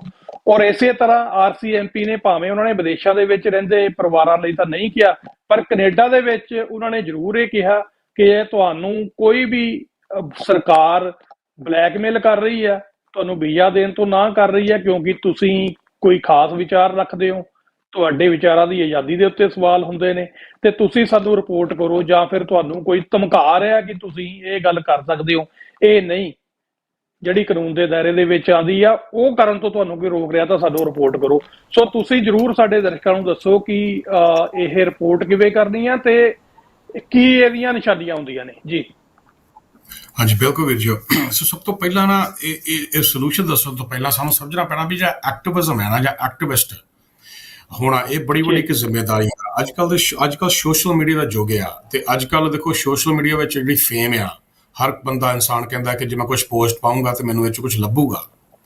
ਕਈ ਤਰ੍ਹਾਂ ਦੀਆਂ ਮੈਂਟੈਲਿਟੀਜ਼ ਨੇ, ਪਰ ਜਿਹੜਾ ਐਕਟਿਵਿਜ਼ਮ ਆ ਉਹ ਵਾਹਿਦ ਇਸ ਲਈ ਹੁੰਦਾ ਹੈ ਕਿ ਅਸੀਂ ਕਮਿਊਨਿਟੀ ਨੂੰ ਮੋਬਿਲਾਈਜ਼ ਕਰ ਸਕੀਏ, ਉਹਨਾਂ ਵਿੱਚ ਅਸੀਂ ਜਿਹੜੀ ਵੈਲਿਊ ਬੇਸਡ ਐਕਟੀਵਿਟੀਜ਼ ਨੇ ਉਹ ਲਿਆ ਸਕੀਏ, ਤੇ ਖਾਸ ਤੌਰ ਤੇ ਅਵੇਅਰਨੈਸ ਜੋ ਅਸੀਂ ਰਿਸਰਚ ਕੀਤੀ ਹੈ, ਪੜ੍ਹਿਆ ਆ।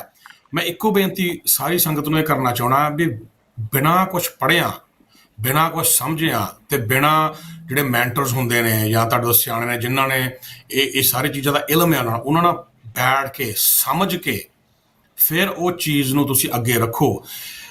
ਜੇ ਅਸੀਂ ਕੋਈ ਵੀ ਚੀਜ਼ ਇੱਦਾਂ ਰੱਖ ਦਿੱਤੀ, ਸਾਨੂੰ ਉਹਦੀ ਸਮਝ ਨਾ ਹੋਈ, ਬਾਅਦ 'ਚੋਂ ਪਤਾ ਕੀ ਹੁੰਦਾ ਆ, ਜਦੋਂ ਕੋਈ ਚੀਜ਼ ਆਉਂਦੀ ਆ ਤੇ ਅਸੀਂ ਆਪਣੇ ਪੈਰ ਛੱਡ ਜਾਂਦੇ ਆ। ਇਹ ਬਹੁਤ ਵਾਰੀ ਹੋਇਆ ਮੇਰੇ ਕੋਲ, ਐਸੇ ਕਈ ਕੇਸ ਵੀ ਆਉਂਦੇ ਆ। ਖਾਸ ਕਰਕੇ ਅੰਦਰ ਸਾਨੂੰ ਕਹਿੰਦੇ ਜੀ ਸਾਡਾ ਤੇ ਕੋਈ ਇੰਟੈਂਸ਼ਨ ਨਹੀਂ ਸੀ ਇਸ ਲੈਵਲ ਤੇ, ਹੁਣ ਸਾਡੇ ਪਰਿਵਾਰ ਨੂੰ ਤੰਗ ਕੀਤਾ ਜਾ ਰਿਹਾ ਹੈ। ਪੁੱਛਦਾ ਕਿ ਤੁਸੀਂ ਇਹ ਕਿਉਂ ਕੀਤਾ। ਕੀ ਹੁੰਦਾ, ਇੱਕ ਹੁੰਦੀ ਹੈ ਸਿੰਘ ਸਾਹਿਬ ਬਤਕ ਦੀ ਉਡਾਰੀ, ਇੱਕ ਹੁੰਦੀ ਬਾਜ ਦੀ ਉਡਾਰੀ। ਕਈ ਵਾਰ ਨਾ ਸਾਨੂੰ ਹੁਣ 84 ਦਾ ਹੁਣ ਜੂਨ ਦਾ ਮਹੀਨਾ ਚੱਲ ਰਿਹਾ ਆ, ਸਾਡੇ 'ਚ ਬੜਾ ਜੋਸ਼ ਆਉਂਦਾ ਹੈ। ਇਹ ਜੋਸ਼ ਅਗਲੇ ਮਹੀਨੇ ਠੰਡਾ ਹੋ ਜਾਣਾ, ਫਿਰ ਇਹ ਜੋਸ਼ ਭੜਕਣਾ ਨਵੰਬਰ 'ਚ, ਥੋੜਾ ਠੰਡਾ ਹੋ ਜਾਣਾ, ਫਿਰ ਜੋਸ਼ ਭੜਕਣਾ ਦਸੰਬਰ 'ਚ, ਜੋ ਛੋਟੇ ਸਾਹਿਬ ਦੀ ਸ਼ਹੀਦੀ ਹੁੰਦੀ ਆ। ਮੈਂ ਇਹਨਾਂ ਨੂੰ ਮੌਸਮੀ ਕ੍ਰਾਂਤੀਕਾਰੀ ਕਹਿਣਾ ਹੁੰਦਾ। ਇਹਨਾਂ ਦਾ ਕੋਈ ਫਾਇਦਾ ਨਹੀਂ। ਜੇ ਤੁਸੀਂ ਐਕਟਿਵਿਜ਼ਮ ਕਰਨਾ ਹੈ ਤਾਂ ਜਸਵੰਤ ਸਿੰਘ ਖਾਲੜਾ ਵਾਂਗੂ, ਜੇ ਐਕਟਿਵਿਜ਼ਮ ਕਰਨਾ ਤਾਂ ਭਾਈ ਤਾਰੂ ਸਿੰਘ ਵਾਂਗੂ, ਜਿਹੜੇ ਮਿਲਵਰਤਨੀय ਸਿੱਖ ਸੀ। ਉਹ ਨੌਨ ਮਿਲਵਰਤਨੀय ਸਿੱਖ, ਜੇ ਮਿਲਵਰਤਨੀय ਸਿੱਖ ਤੁਹਾਨੂੰ ਪਤਾ ਆ, ਨੌਨ ਮਿਲਵਰਤਨੀय ਸਿੱਖ ਹੁੰਦੇ ਜਿਹੜੇ ਸਟੇਟ ਦੀ ਕੋਈ ਵੀ ਸੁਵਿਧਾ ਨਹੀਂ ਲੈਂਦੇ, ਨਾ ਉਹਨਾਂ ਨੂੰ ਕੋਈ ਪਾਸਪੋਰਟ ਦਾ ਫਰਕ ਪੈਂਦਾ, ਨਾ ਉਹਨਾਂ ਨੂੰ ਜਲਾਵਤਨੀ ਦਾ ਕੋਈ ਫਰਕ ਪੈਂਦਾ, ਨਾ ਕੌਨਸਟੀਟਿਊਸ਼ਨ ਦਾ, ਜਿੱਦਾਂ ਵੀ ਆਪਣੇ ਸਰਦਾਰ ਜਥੇਦਾਰ ਜਗਤਾਰ ਸਿੰਘ ਹਵਾਰਾ ਹੋਵੇ। ਠੀਕ ਆ। ਇੱਕ ਤੁਹਾਡੇ ਸਾਡੇ ਵਰਗੇ ਸਿੱਖ ਹੋਗੇ ਜਿਹੜੇ ਸੰਸਾਰ 'ਚ ਰਹਿ ਕੇ ਐਕਟਿਵਿਜ਼ਮ ਕਰ ਰਹੇ ਨੇ। ਹੁਣ ਨਾਓ, ਜੇ ਤੁਸੀਂ ਐਸਾ ਕੁਛ ਕੀਤਾ ਹੈ ਤਾਂ ਤੁਸੀਂ ਜ਼ਿੰਮੇਦਾਰ ਐਕਟਿਵਿਸਟ ਹੋ। ਸਿਰਫ ਤੁਸੀਂ ਸਭ ਤੋਂ ਪਹਿਲਾਂ ਇਹ ਚੀਜ਼ ਦੇਖਣੀ ਹੈ ਕਿ ਸਰਵੇਲੈਂਸ ਐਂਡ ਮੋਨੀਟਰਿੰਗ। ਸਭ ਤੋਂ ਪਹਿਲਾਂ ਤੁਹਾਡੇ ਫੋਨ ਵੀ ਟੈਪ ਹੋ ਸਕਦੇ ਨੇ। ਦੈਟ ਇਜ਼ ਦਾ ਫਰਸਟ ਨਿਸ਼ਾਨੀ, ਫਰਸਟ ਇੰਡੀਕੇਸ਼ਨ ਕਿ ਤੁਹਾਨੂੰ ਫਰੈਂਡ ਰਿਕੁਐਸਟ ਆਉਣਗੀਆਂ ਸੋਸ਼ਲ ਮੀਡੀਆ 'ਤੇ। ਤੁਸੀਂ ਆਪਣਾ ਸੋਸ਼ਲ ਮੀਡੀਆ ਸਭ ਤੋਂ ਪਹਿਲਾਂ ਫਿਲਟਰ ਕਰੋ। ਸੋਸ਼ਲ ਮੀਡੀਆ ਰੱਖਣਾ ਆ ਤੇ ਉਹ ਸਿਰਫ ਤੇ ਸਿਰਫ ਉਹਨਾਂ ਦਾ ਰੱਖੋ ਜਿਹਨਾਂ ਤੁਸੀਂ ਆਪ ਪਰਸਨਲੀ ਜਾਣਦੇ ਹੋ। ਰਾਈਟ। ਪੋਸਟ ਬਣੀ ਤੁਸੀਂ ਪਬਲਿਕਲੀ ਪਾ ਸਕਦੇ ਹੋ, ਸਾਰੇ ਦੇਖ ਸਕਦੇ ਨੇ। ਰਾਈਟ। ਤੁਸੀਂ ਟੈਗ ਕਰ ਸਕਦੇ ਹੋ, ਤੁਸੀਂ ਮੰਤਰੀਆਂ ਨੂੰ ਟੈਗ ਕਰ ਸਕਦੇ ਹੋ, ਪੋਲੀਟੀਸ਼ੀਅਨਸ ਨੂੰ, ਐਕਟਿਵਿਸਟ ਨੂੰ ਟੈਗ ਕਰਦੇ ਜਿਨ੍ਹਾਂ ਦਾ ਵੱਡਾ ਇੱਕ ਪਲੇਟਫਾਰਮ ਹੈ। ਸੋਸ਼ਲ ਮੀਡੀਆ ਸਭ ਤੋਂ ਵੱਧ ਮੋਨੀਟਰਿੰਗ ਕੀਤੀ ਜਾਂਦੀ ਹੈ cyber cells through, IP addresses through. ਤੁਸੀਂ ਸੇਫ ਨਹੀਂ ਹੈਗੇ, ਚਾਹੇ ਤੁਸੀਂ ਫੋਨ ਹੀ ਬੰਦ ਕਰ ਲਓਗੇ, ਉਹ ਫਿਰ ਵੀ ਟਰੈਕ ਕਰਦੇ ਆ। ਇੱਕ ਇਹ ਨਿਸ਼ਾਨੀ ਹੈ। ਫਿਲਟਰ ਕਰ ਦਿਓ ਸੋਸ਼ਲ ਮੀਡੀਆ ਆਪਣੇ। ਦੂਸਰੀ ਗੱਲ, ਬਹੁਤਾ ਲੰਮਾ ਸਮਾਂ ਅਨਨੋਨ ਵਿਅਕਤੀ ਨਾਲ ਕੋਈ ਗੱਲਬਾਤ ਨਹੀਂ ਕਰਨੀ। ਕਈ ਵਾਰ ਸਾਨੂੰ ਕਿਤੇ ਫੋਨ ਆ ਜਾਂਦਾ ਵੀ ਅਸੀਂ ਤੁਹਾਨੂੰ ਗੁਰਦੁਆਰੇ ਮਿਲੇ ਸੀ, ਸਾਨੂੰ ਬੜਾ ਵਧੀਆ ਲੱਗਾ ਤੁਹਾਡੇ ਨਾਲ ਗੱਲ ਕਰਕੇ, ਮੈਂ ਤੁਹਾਡਾ ਪੋਸਟ ਦੇਖਿਆ। ਤੁਸੀਂ ਉਹਨਾਂ ਨੂੰ ਟਾਈਮ ਦੇ ਸਕਦੇ ਜੇ ਪਬਲਿਕ ਪਲੇਸ 'ਤੇ ਆਉਣ ਵਾਸਤੇ ਵੀ ਆਪਾਂ ਜੇ ਤੁਸੀਂ ਕੌਮ ਦੀ ਗੱਲ ਕਰਨੀ ਆ, ਆਪਾਂ ਗੁਰਦੁਆਰਾ ਸਾਹਿਬ ਕਰ ਲੈਂਦੇ ਹਾਂ, ਜਾਂ ਬਾਹਰ ਤੁਸੀਂ ਲੰਮੀ ਚੌੜੀ ਗੱਲ ਕਰਦੇ ਹੋ, ਮੀਨਿੰਗ ਦੈਟ ਤੁਹਾਡੇ ਫੋਨ ਟੈਪ ਹੋ ਰਹੇ ਹੁੰਦੇ ਆ, ਟਰੈਕ ਹੋ ਰਹੇ ਹੁੰਦੇ ਆ। ਨੰਬਰ 3, ਤੁਹਾਡੇ ਘਰ ਦੇ ਸਾਹਮਣੇ ਕੋਈ ਗੱਡੀ ਜਿਹੜੀ ਆ ਲੰਮੇ ਸਮੇਂ ਤੱਕ ਖੜੀ ਆ, ਜਾਂ ਉਹ ਬਾਰ-ਬਾਰ ਉੱਥੇ ਚੱਕਰ ਮਾਰਦੇ, ਜਾਂ ਸਮਟਾਈਮਸ ਕੀ ਹੁੰਦਾ ਹੈ ਕਿ ਸਾਡੇ ਬੱਚੇ ਦੱਸਦੇ ਆ ਕਿ ਕੋਈ ਵਿਅਕਤੀ ਲੰਘਿਆ, ਐਡਰੈਸ ਪੁੱਛਿਆ। ਰਾਈਟ। ਤੇ ਆਪਣੇ ਘਰ ਦੇ ਸਾਹਮਣੇ ਸਰਵੇਲੈਂਸ ਹੋਣੇ ਬਹੁਤ ਜ਼ਰੂਰੀ ਨੇ। ਨੰਬਰ 4, ਜੇ ਤੁਹਾਨੂੰ ਬਹੁਤ ਜ਼ਿਆਦਾ ਅਨੋਨਮਸ ਕਾਲ ਆਉਣ ਲੱਗ ਜਾਣ, ਹੁਣ ਜਿਹੜੇ ਕੀ ਕਹਿੰਦੇ ਟੈਲੀਮਾਰਕੀਟਰਸ ਦੀ ਕਾਲ ਤੇ ਆਉਂਦੀਆਂ ਜਾਂ ਉਹ ਸਾਨੂੰ ਪਤਾ ਚੱਲ ਜਾਂਦਾ, ਬਹੁਤੀਆਂ ਅਨੋਨਮਸ ਕਾਲਸ ਆਉਣ, ਤੁਹਾਨੂੰ ਪਤਾ ਹੈ ਕਿ you are actively engage with in the community. ਤੁਸੀਂ ਸਭ ਤੋਂ ਪਹਿਲਾਂ ਤਾਂ ਲੋਕਲ ਪੁਲਿਸ ਨੂੰ ਇਹ ਦੱਸਣਾ ਆ, ਤੁਹਾਡੀ ਸੱਚਾਈ ਦੱਸਣੀ ਆ, ਹੂ ਯੂ ਰੀਅਲੀ ਆਰ, ਵੀ ਤੁਸੀਂ ਕਿਉਂ ਨਾ ਗਏ ਹੋ। ਸੰਗਣਾ ਨਹੀਂ ਹੈਗਾ। ਤੁਸੀਂ ਕਹਿਣਾ ਮੈਂ ਸਿੱਖ ਐਕਟਿਵਿਸਟ ਆ, ਮੈਂ ਇਹ ਪੋਸਟ ਪਾਈਆਂ ਆ ਤੇ ਮੈਨੂੰ ਇਹ ਲੱਗਦਾ ਆ ਕਿ ਆਈ ਐਮ ਬੀਇੰਗ ਵਾਚਡ, ਮੈਨੂੰ ਸਰਵੇਲੈਂਸ ਕੀਤਾ ਜਾ ਰਿਹਾ। ਉਹਦੇ ਵਿੱਚ ਤੁਸੀਂ ਆਪਣੇ ਸਾਰੇ ਪਰਿਵਾਰਾਂ ਦੇ ਨਾਂ ਲਿਖਾਉਣੇ ਆ, ਚਾਹੇ ਤੁਹਾਡੇ ਨਾਲ ਰਹਿ ਰਹੇ ਆ ਜਾਂ ਨਹੀਂ ਰਹਿ ਰਹੇ। ਫਿਰ ਉਸ ਤੋਂ ਬਾਅਦ ਤੁਸੀਂ ਇਹ ਵੀ ਦੱਸਣਾ ਹੈ ਕਿ ਤੁਸੀਂ ਕਿਹਦੇ ਖਿਲਾਫ ਪੋਸਟ ਪਾਈ ਹੈ। ਫੋਰ ਐਗਜ਼ਾਮਪਲ, ਜੇ ਅਸੀਂ ਕਿਸੇ RSS ਦੀ ਸ਼ਾਖਾ ਦੇ ਖਿਲਾਫ ਪਾਈ ਹੈ ਜਾਂ ਵਿਸ਼ੇਸ਼ ਵਿਅਕਤੀ ਦੇ, you have to mention their names. Right. ਉਹਦੇ ਨਾਲ ਕੀ ਹੋਊਗਾ, ਕੱਲ ਨੂੰ ਰੱਬ ਨਾ ਕਰੇ ਕੋਈ ਘਟਨਾਕ੍ਰਮ ਹੁੰਦਾ ਆ, ਤੁਹਾਡੀ ਇਹ ਦਿੱਤੀ ਹੋਈ ਰਿਪੋਰਟ RCMP ਕੋਲ ਟ੍ਰਾਂਸਫਰ ਹੁੰਦੀ ਹੈ ਰਾਈਟ ਅਵੇ। ਪਲੱਸ ਜੇ ਲੋਕਲ ਪੁਲਿਸ ਨੂੰ ਪਤਾ ਲੱਗਾ ਕਿ ਇਹ ਨੈਸ਼ਨਲ ਇਸ਼ੂ ਆ, ਉਹਨਾਂ ਨੇ ਤੁਹਾਨੂੰ RCMP 'ਚ ਭੇਜ ਦੇਣਾ। ਨੰਬਰ 3, ਜਦੋਂ ਪੁਲਿਸ ਸਟੇਸ਼ਨ ਆਇਆ, ਕੌਮ ਦਾ ਤੁਹਾਡੇ ਸ਼ਹਿਰ 'ਚ ਕੋਈ ਐਕਟਿਵਿਸਟ ਹੋਊਗਾ ਜਿਹੜਾ ਲਾਅ ਜਾਣਦਾ ਹੋਊਗਾ, ਹਰ ਇੱਕ ਸ਼ਹਿਰ 'ਚ ਹੁੰਦੇ ਆ, ਤੁਸੀਂ ਉਹਨੂੰ ਨਾਲ ਲੈ ਕੇ ਜਾਓ, ਦੱਸੋ ਵੀ ਆਹ ਇਸ਼ੂ ਆ ਐਜ਼ ਅ ਵਿਟਨੈਸ। ਨੰਬਰ 5 ਤੇ ਤੁਸੀਂ ਆਪਣੀ ਸਟੇਟਮੈਂਟ ਲਿਖ ਕੇ ਐਂਡ ਉਹ ਜਮ੍ਹਾਂ ਜ਼ਰੂਰ ਕਰਾਉਣੀ ਹੈ, ਰਿਟਨ ਸਟੇਟਮੈਂਟ, ਕਿ ਤੁਸੀਂ ਕੰਮ ਕਿੱਥੇ ਕਰਦੇ ਹੋ, ਤੁਹਾਡੇ ਪਰਿਵਾਰ ਦੇ ਮੈਂਬਰ ਕਿੰਨੇ ਆ, ਤੁਹਾਡਾ ਪਿੱਛੇ ਕੀ ਤਾਲੁਕ ਹੈ, ਤੁਹਾਡਾ ਇਮੀਗ੍ਰੇਸ਼ਨ ਸਟੇਟਸ ਕੀ ਹੈ, ਤੁਸੀਂ ਕਿੱਦਾਂ ਇੱਥੇ ਆਏ। ਇਹ ਸਾਰਾ ਕੁਝ ਜਦੋਂ ਪੁਲਿਸ ਡੇਟਾ ਰਹੂਗਾ, ਤੁਹਾਡੇ ਵਾਸਤੇ ਉਹਨਾਂ ਦੀ ਐਡਵੋਕੇਸੀ ਬਹੁਤ ਸੌਖੀ ਹੋ ਜਾਂਦੀ ਹੈ। ਇਹ ਜਿਹੜੇ ਸੌਖੇ ਤੇ ਮੁੱਢਲੇ ਜਿਹੜੇ ਰੈਮਡੀਜ਼ ਨੇ, ਤੁਸੀਂ ਆਪਣੇ ਆਪ ਨੂੰ ਬਚਾ ਕਰ ਸਕਦੇ ਜੀ। ਸੋ ਸਿੰਘ ਸਾਹਿਬ, ਗੱਲਬਾਤ ਨੂੰ ਆਪਾਂ ਅੱਗੇ ਤੋਰਦੇ ਹਾਂ। ਉਸ ਤੋਂ ਪਹਿਲਾਂ ਨਾਲ ਦੀ ਨਾਲ ਮੈਂ ਦੱਸਦਾ ਜਾਵਾਂ ਕਿ ਜੂਨ 1984 ਦੇ ਸ਼ਹੀਦਾਂ ਨੂੰ ਯਾਦ ਕਰਨ ਦੇ ਲਈ ਹਰ ਸਾਲ ਕੈਨੇਡਾ ਦੀ ਪਾਰਲੀਮੈਂਟ ਦੇ ਗਲਿਆਰੇ ਦੇ ਵਿੱਚ ਰਿਮੈਂਬਰੈਂਸ ਰੈਲੀ ਕੀਤੀ ਜਾਂਦੀ ਹੈ। ਇਸ ਵਾਰ ਉਹ ਰੈਲੀ 14 ਜੂਨ ਨੂੰ ਸ਼ਨੀਚਰਵਾਰ ਵਾਲੇ ਦਿਨ ਉਹ ਹੋਣ ਜਾ ਰਹੀ ਹੈ। ਦੁਪਹਿਰੇ 12 ਵਜੇ ਇਹ ਰੈਲੀ ਸ਼ੁਰੂ ਹੋਏਗੀ ਤੇ ਪ੍ਰਬੰਧਕਾਂ ਵੱਲੋਂ ਇਹ ਬੇਨਤੀ ਹੈ ਕਿ ਜਿਹੜੀ ਵੀ ਸੰਗਤ ਉੱਥੇ ਪਹੁੰਚ ਸਕਦੀ ਹੈ, ਆਪਣੇ ਆਪਣੇ ਵਾਹਨਾਂ ਦੇ ਵਿੱਚ ਜ਼ਰੂਰ ਪਹੁੰਚਣ। ਕੈਨੇਡਾ ਭਰ ਤੋਂ ਬੁਲਾਰੇ ਉੱਥੇ ਆਉਣਗੇ। ਵੱਡਾ ਪ੍ਰੋਗਰਾਮ ਇਹ ਹੁੰਦਾ ਜੂਨ 1984 ਦੇ ਸ਼ਹੀਦਾਂ ਦੀ ਯਾਦ ਦੇ ਵਿੱਚ। ਉਹਦੇ ਨਾਲ ਨਾਲ ਆਪਣੇ ਨੇੜਲੇ ਗੁਰਦੁਆਰਾ ਸਾਹਿਬਾਨਾਂ ਤੋਂ ਜ਼ਰੂਰ ਪਤਾ ਕਰੋ ਕਿ ਬੱਸਾਂ ਕਿੰਨੇ ਵਜੇ ਤੇ ਕਿੱਥੋਂ ਤੁਰ ਰਹੀਆਂ ਨੇ। ਅਸੀਂ ਵੀ ਆਉਣ ਵਾਲੇ ਸਮੇਂ ਦੇ ਵਿੱਚ ਪੂਰਾ ਇੱਕ ਪ੍ਰੋਗਰਾਮ ਇਸ ਜਿਹੜੀ ਆ ਰੈਲੀਆਂ ਦੇ ਸੰਬੰਧ ਦੇ ਵਿੱਚ ਲੈ ਕੇ ਆਵਾਂਗੇ ਤੇ ਤੁਹਾਨੂੰ ਪੂਰੀ ਜਾਣਕਾਰੀ ਦੇਵਾਂਗੇ। ਪਰ ਤੁਸੀਂ ਵੀ ਆਪਣੇ ਤੌਰ ਦੇ ਉੱਤੇ ਜਿਵੇਂ ਵੀ ਪਹੁੰਚ ਸਕਦੇ ਹੋ ਇਸ ਰੈਲੀ ਦੇ ਵਿੱਚ ਜ਼ਰੂਰ ਪਹੁੰਚੋ, ਤਾਂ ਕਿ ਜਿਹੜੀ ਸਾਡੀ ਇਹ ਜੈਨੋਸਾਈਡ ਦੀ ਆਵਾਜ਼ ਆ ਇਹਨੂੰ ਅਸੀਂ ਦੁਨੀਆ ਪੱਧਰ ਦੇ ਉੱਤੇ ਬੁਲੰਦ ਕਰਦੇ ਰਹੀਏ ਤੇ ਇਹਦੇ ਉੱਤੇ ਅਸੀਂ ਦੇਖੀਏ ਕਿ ਹੋਰ ਕਿਹੜੇ ਉਹ ਉਪਰਾਲੇ ਅਸੀਂ ਇਕੱਠੇ ਬਹਿ ਕੇ ਦੇਖੀਏ, ਸੋਚੀਏ ਕਿ ਕਿਹੜੇ ਉਪਰਾਲੇ ਹੋ ਸਕਦੇ ਆ ਜਿਹਦੇ ਨਾਲ ਸਾਡੀਆਂ ਇਹ ਜਿਹੜੀਆਂ ਦਰਪੇਸ਼ ਚੁਣੌਤੀਆਂ ਨੇ ਇਹਨਾਂ ਤੋਂ ਨਿਜਾਤ ਪਾਈ ਜਾ ਸਕੇ। ਪਰ ਉਸ ਤੋਂ ਪਹਿਲਾਂ ਇਹ ਸਾਡਾ ਫਰਜ਼ ਜ਼ਰੂਰ ਬਣਦਾ, ਜਿੱਥੇ ਅਸੀਂ ਸ਼ਹੀਦਾਂ ਨੂੰ ਆਪ ਯਾਦ ਰੱਖਣਾ, ਉੱਥੇ ਸਾਰੀ ਦੁਨੀਆ ਨੂੰ ਇਹ ਭੁੱਲਣ ਨਹੀਂ ਦੇਣਾ ਕਿ ਇਹ ਅਖੌਤੀ ਲੋਕਤੰਤਰ ਆ ਜਿਹੜਾ ਭਾਰਤ ਦਾ, ਇਹਨੇ ਇਹਨਾਂ ਦਿਨਾਂ ਦੇ ਵਿੱਚ ਸਾਡੇ ਹੋਲੀ ਸ਼ਰਾਈਨ ਦੇ ਉੱਤੇ, ਸਾਡੇ ਜਾਨ ਤੋਂ ਪਿਆਰੇ ਦਰਬਾਰ ਸਾਹਿਬ ਪ੍ਰਕਰਮਾਂ ਦੇ ਵਿੱਚ ਤੋਪਾਂ ਟੈਂਕਾਂ ਨਾਲ, ਜਿਹਦੇ 'ਚ ਨੇਵੀ ਵੀ ਵਰਤੀ ਗਈ, ਜਿਹਦੇ 'ਚ ਗਰਾਊਂਡ ਫੋਰਸ ਵੀ ਵਰਤੀ ਗਈ, ਜਿਹਦੇ 'ਚ ਹਵਾਈ ਫੋਰਸ ਵੀ ਵਰਤੀ ਗਈ, ਉਹਦੇ ਨਾਲ ਇੱਕ ਘਿਨਾਉਣਾ ਕਾਰਨਾਮਾ ਜਿਹੜਾ ਅੰਜਾਮ ਦਿੱਤਾ ਸੀ ਸਿੱਖਾਂ ਦੀ ਜੈਨੋਸਾਈਡ ਕਰਕੇ।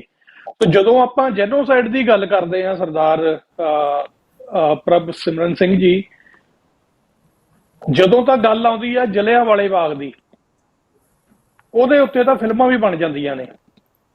ਹਾਂਜੀ। ਪਰ ਜਦੋਂ ਉਹੀ ਸਿਮਿਲਰ ਕਾਂਡ ਹੈ ਜਿਹੜਾ ਭਾਰਤੀ ਹਕੂਮਤ ਵੱਲੋਂ ਆਪ ਕੀਤਾ ਜਾਂਦਾ ਕੁਛ ਕੁ ਮੀਟਰ ਦੀ ਦੂਰੀ ਦੇ ਉੱਤੇ, ਤੇ ਉਹਨੂੰ ਫਿਰ ਇਹ ਕਹਿ ਦਿੰਦੇ ਆ ਕਿ ਇਹ ਇਨਵੇਜ਼ਨ ਸੀ ਜਿਹੜਾ ਉਹ ਉੱਥੇ ਜਿਹੜੇ ਕੁਝ ਮੁੱਠੀ ਭਰ ਸਿੰਘ ਸੀਗੇ, ਸੰਤ ਬਾਬਾ ਜਰਨੈਲ ਸਿੰਘ ਭਿੰਡਰਾਂ ਵਾਲਿਆਂ ਦੀ ਅਗਵਾਈ ਦੇ ਵਿੱਚ, ਜਿਹੜੇ ਸਿੱਖਾਂ ਦੇ ਤੇ ਪੰਜਾਬ ਦੇ ਹੱਕਾਂ ਨੂੰ ਬੁਲੰਦ ਕਰ ਰਹੇ ਸੀ, ਉਹਨਾਂ ਨੂੰ ਅਸੀਂ ਜਿਹੜਾ ਉਹ ਮਾਰਨ ਦੇ ਲਈ ਜਾਂ ਉੱਥੋਂ ਕੱਢਣ ਦੇ ਲਈ ਕੀਤਾ ਗਿਆ। ਜਦ ਕਿ ਇਹ ਇੱਕ ਸੱਚ ਹੈ, ਜਿਵੇਂ ਜਿਵੇਂ ਸਮਾਂ ਬੀਤਦਾ ਜਾ ਰਿਹਾ ਇਹ ਪਤਾ ਲੱਗਦਾ ਜਾ ਰਿਹਾ ਕਿ ਇਹ ਹਮਲਾ ਕੱਲਾ ਸ਼੍ਰੀ ਦਰਬਾਰ ਸਾਹਿਬ ਪ੍ਰਕਰਮਾਂ ਦੇ ਵਿੱਚ ਸ਼੍ਰੀ ਅਕਾਲ ਤਖਤ ਸਾਹਿਬ ਦੇ ਉੱਤੇ ਨਹੀਂ ਹੋਇਆ, ਬਲਕਿ ਹੁਣ ਜਿਹੜੀ ਗੁਰਦੁਆਰਿਆਂ ਦੀ ਗਿਣਤੀ ਹੈ ਪੰਜਾਬ, ਹਿਮਾਚਲ, ਹਰਿਆਣਾ ਤੇ ਯੂਪੀ ਦੇ ਗੁਰਦੁਆਰਿਆਂ ਨੂੰ ਟੋਟਲ ਮਿਲਾ ਕੇ ਜਿਹੜੀ ਗਿਣਤੀ ਆ ਉਹ ਤਕਰੀਬਨ ਜਿਹੜੀ ਆ ਉਹ 96 ਬਣਦੀ ਹੈ। ਇਹਦੇ ਬਾਰੇ ਕੀ ਕਹਿਣਾ ਚਾਹੋਗੇ? ਹਾਂ ਬਿਲਕੁਲ ਵੀਰ ਜੀ, ਤੁਸੀਂ ਨਾ ਬਹੁਤ ਜਿਹੜਾ ਵਧੀਆ ਇੱਕ ਟੌਪਿਕ ਸ਼ੁਰੂ ਕੀਤਾ ਆ। ਮੈਨੂੰ ਨਾ ਯਾਦ ਆ ਪਿਛਲੇ ਥੋੜੇ ਚਿਰ ਪਹਿਲਾਂ ਨਾ ਇੱਕ ਫਿਲਮ ਆਈ ਆ ਕੇਸਰੀ 2। ਜਦੋਂ ਮੈਂ ਤਾਂ ਬਾਈਕਾਟ ਕੀਤਾ ਹੋਇਆ ਆ ਜਿਹੜੀ ਬਾਲੀਵੁੱਡ ਫਿਲਮਸ ਨੇ ਓਬਵੀਅਸਲੀ, ਕਿਉਂਕਿ ਇਹਨਾਂ ਨੇ ਬਹੁਤ ਲੰਮੇ ਸਮੇਂ ਤੋਂ ਸਿੱਖ ਕੌਮ ਨੇ ਇੱਕ ਮਜ਼ਾਕ ਦੇ ਤੌਰ ਤੇ ਪੇਸ਼ ਕੀਤਾ। ਪਰ ਮੈਨੂੰ ਨਾ ਕਿਸੇ ਦਾ ਫੋਨ ਆਇਆ, ਉਹ ਕਹਿੰਦੇ ਤੁਸੀਂ ਇਹ ਫਿਲਮ ਜ਼ਰੂਰ ਦੇਖਿਓ ਜੇ ਤੇ ਤੁਸੀਂ ਫੀਡਬੈਕ ਦਿਓ। ਚਲੋ ਦੈਟਸ ਫਾਈਨ। ਸੋ ਮੈਂ ਉਹ ਫਿਲਮ ਦੇਖੀ। ਉਹ ਜਦੋਂ ਫਿਲਮ ਮੈਂ ਦੇਖ ਰਿਹਾ ਸੀ ਤੇ ਮੈਂ ਨਾ ਨਾਲ ਇੱਕ ਕਲਮ ਤੇ ਨਾਲ ਕਾਪੀ ਰੱਖ ਲਈ। ਜੋ ਸਮੇਂ ਵਿੱਚ ਜੋ ਮੈਂ ਫਿਲਮ ਚੋਂ ਗ੍ਰੈਬ ਕੀਤਾ ਨਾ, ਤੁਸੀਂ ਯਕੀਨ ਕਰੋਗੇ ਉਸ ਫਿਲਮ 'ਚ ਜਿਹੜਾ ਮੇਨ ਪਾਤਰ ਸੀ ਸ਼ੰਕਰਨ ਨਾਇਰ, ਜੋ ਉਸ ਸਮੇਂ ਦਾ ਸੀਗਾ, ਜਿਹਨੂੰ ਕਰਾਊਨ ਕਹਿੰਦੇ ਆ। ਜਿਹੜਾ ਕਰਾਊਨ ਸ਼ਬਦ ਅਸੀਂ ਵਰਤਦੇ ਹਾਂ ਇਹ ਬ੍ਰਿਟਿਸ਼ ਤੋਂ ਆਇਆ ਆ, ਭਾਵ ਜਿਹੜਾ ਕਰਾਊਨ ਦਾ ਰਾਖਾ ਹੋਵੇ, ਜਿਹਨੂੰ ਆਪਾਂ ਕਰਾਊਨ ਅਟਾਰਨੀ ਵੀ ਕਹਿ ਦਿੰਦੇ ਹਾਂ, ਪ੍ਰੋਵਿੰਸ਼ੀਅਲ ਕੋਰਟਸ ਨੂੰ ਪ੍ਰੋਸੀਕਿਊਸ਼ਨ ਕਹਿ ਦਿੰਦੇ ਆ, ਪ੍ਰੋਸੀਕਿਊਟਰਸ। ਉਹਨੂੰ ਸਰ ਦਾ ਖਿਤਾਬ ਮਿਲਿਆ ਸੀਗਾ। ਉਹ ਮਾੜਾ ਮੋਟਾ ਇਨਸਾਨ ਨਹੀਂ ਸੀਗਾ, ਉਹ ਮਦਰਾਸ ਦਾ ਰਹਿਣ ਵਾਲਾ ਸੀਗਾ। ਉਹਨੂੰ ਸਰ ਦਾ ਖਿਤਾਬ ਸੀ। ਸਰ ਦਾ ਖਿਤਾਬ ਬਹੁਤ ਵੱਡਾ ਖਿਤਾਬ ਸੀਗਾ ਗੋਰੇ ਦੀ ਆਪਣੇ ਕਿਤਾਬ ਦੇ ਵਿੱਚ। ਪਰ ਜਦੋਂ ਉਸਨੇ ਜਲਿਆਂਵਾਲਾ ਬਾਗ ਦੇ ਐਪੀਸੋਡ ਨੂੰ ਦੀ ਤਹਿਕੀਕਾਤ ਇੱਕ ਕਮੇਟੀ ਬਣਾਈ ਗਈ ਤੇ ਉਹਦੇ ਵਿੱਚ ਉਹ ਸੀਗਾ, ਤੇ ਜਦੋਂ ਉਹਨਾਂ ਨੇ ਅਡਵਾਇਰ ਨੂੰ ਨਾਟ ਗਿਲਟੀ ਕਰਤਾ ਤੇ ਉਹਨੇ ਜਦੋਂ ਇਨਵੈਸਟੀਗੇਸ਼ਨ ਦੇ ਬਾਅਦ ਗਿਲਟੀ ਕਰਤਾ ਤੇ ਹੀ ਵਾਜ਼ ਕਹਿ ਲਓ ਵੀ ਡੈਡ ਵਾਜ਼ ਸਿੰਗਲ ਹੈਂਡਡ। ਉਸਨੂੰ ਨਾ ਉਹੀ ਚੀਜ਼ ਉਹਦੇ ਨਾਲ ਹੋਈ ਜਿਹੜੀ ਭਾਰਤੀਆਂ ਨਾਲ ਉੱਥੇ ਹੋ ਰਹੀ ਸੀਗੀ। ਉਹਨੂੰ ਗੁਲਾਮੀ ਦੀ ਅਹਿਸਾਸ ਹੋ ਗਿਆ। ਜਦੋਂ ਕਿਸੇ ਨੂੰ ਸਿਰਫ ਗੁਲਾਮੀ ਦਾ ਅਹਿਸਾਸ ਹੋ ਜੇ ਨਾ, ਫਰਮ ਦੈਟ ਮੋਮੈਂਟ ਉਸ ਇਨਸਾਨ ਦਾ ਜਿਹੜਾ ਐਕਟਿਵਿਸਟ ਹੈ ਨਾ, ਉਹਦਾ ਜਨਮ ਹੁੰਦਾ। ਐਕਟਿਵਿਸਟ ਦਾ ਜਨਮ ਹੀ ਉਦੋਂ ਹੁੰਦਾ ਜਦੋਂ ਤੁਹਾਨੂੰ ਗੁਲਾਮੀ ਦਾ ਅਹਿਸਾਸ ਹੁੰਦਾ। ਇਸ ਕਰਕੇ ਮੈਂ ਸੰਗਤ ਨੂੰ ਦੱਸਣਾ ਚਾਹੁੰਦਾ ਆ ਵੀ ਸੰਗਤ ਜੀ, ਅਗਰ ਤੁਹਾਨੂੰ ਗੁਲਾਮੀ ਦਾ ਅਹਿਸਾਸ ਆ ਤੇ ਤੁਸੀਂ ਐਕਟਿਵਿਸਟ ਹੋ ਤੇ ਤੁਹਾਡਾ ਰੋਲ ਸ਼ੁਰੂ ਹੋ ਜਾਂਦਾ ਹੈ। ਲਾਈਕਵਾਈਜ਼ ਸ਼ੰਕਰ ਨਾਇਰ ਨੂੰ ਜਦੋਂ ਗੱਲ ਪਤਾ ਲੱਗੀ, ਉਹਨੇ ਕੇਸ ਖੋਲ੍ਹਿਆ, ਉਹਨੇ ਲੜਿਆ ਤੇ ਉਹਦਾ ਜਿਹੜਾ ਮੋਟਿਵ ਸੀ ਨਾ ਜਲਿਆਂਵਾਲੇ ਐਪੀਸੋਡ ਦਾ, ਇਹ ਸੀਗਾ ਕਿ ਇਹ ਇੱਕ ਜੈਨੋਸਾਈਡ ਆ। ਤੇ ਉਹਨੇ ਜੋ ਪੇਸ਼ ਕੀਤਾ ਉਹ ਕੀ ਸੀਗਾ, ਟਾਰਗੇਟਡ ਗਰੁੱਪ ਸੀਗਾ। ਵੀ ਟਾਰਗੇਟ ਗਰੁੱਪ ਕੌਣ ਸੀਗਾ? ਉਹਦੇ 'ਚੋਂ ਨਾ ਪੰਜਾਬੀ ਕਿਹਾ ਨੈਚੁਰਲੀ, ਕਿਉਂਕਿ ਉੱਥੇ ਇਕੱਲੇ ਸਿੱਖ ਨਹੀਂ ਸੀਗੇ, ਮੈਜੋਰਟੀ ਸਿੱਖ ਸੀ, 90% ਹੋਰ ਵੀ ਸੀ, ਉਹਨਾਂ ਪੰਜਾਬੀ ਕਿਹਾ। ਉਸ ਤੋਂ ਬਾਅਦ ਇੰਟੈਂਟ ਐਡਵਾਇਰ ਦਾ ਇੱਕ ਇੰਟੈਂਟ ਸੀਗਾ, ਕਿਉਂਕਿ ਐਡਵਾਇਰ ਭਾਰਤੀਆਂ ਨੂੰ, ਕਾਲਿਆਂ ਨੂੰ ਬਹੁਤ ਨਫ਼ਰਤ ਕਰਦਾ ਸੀਗਾ। ਉਸ ਤੋਂ ਬਾਅਦ ਐਕਟ।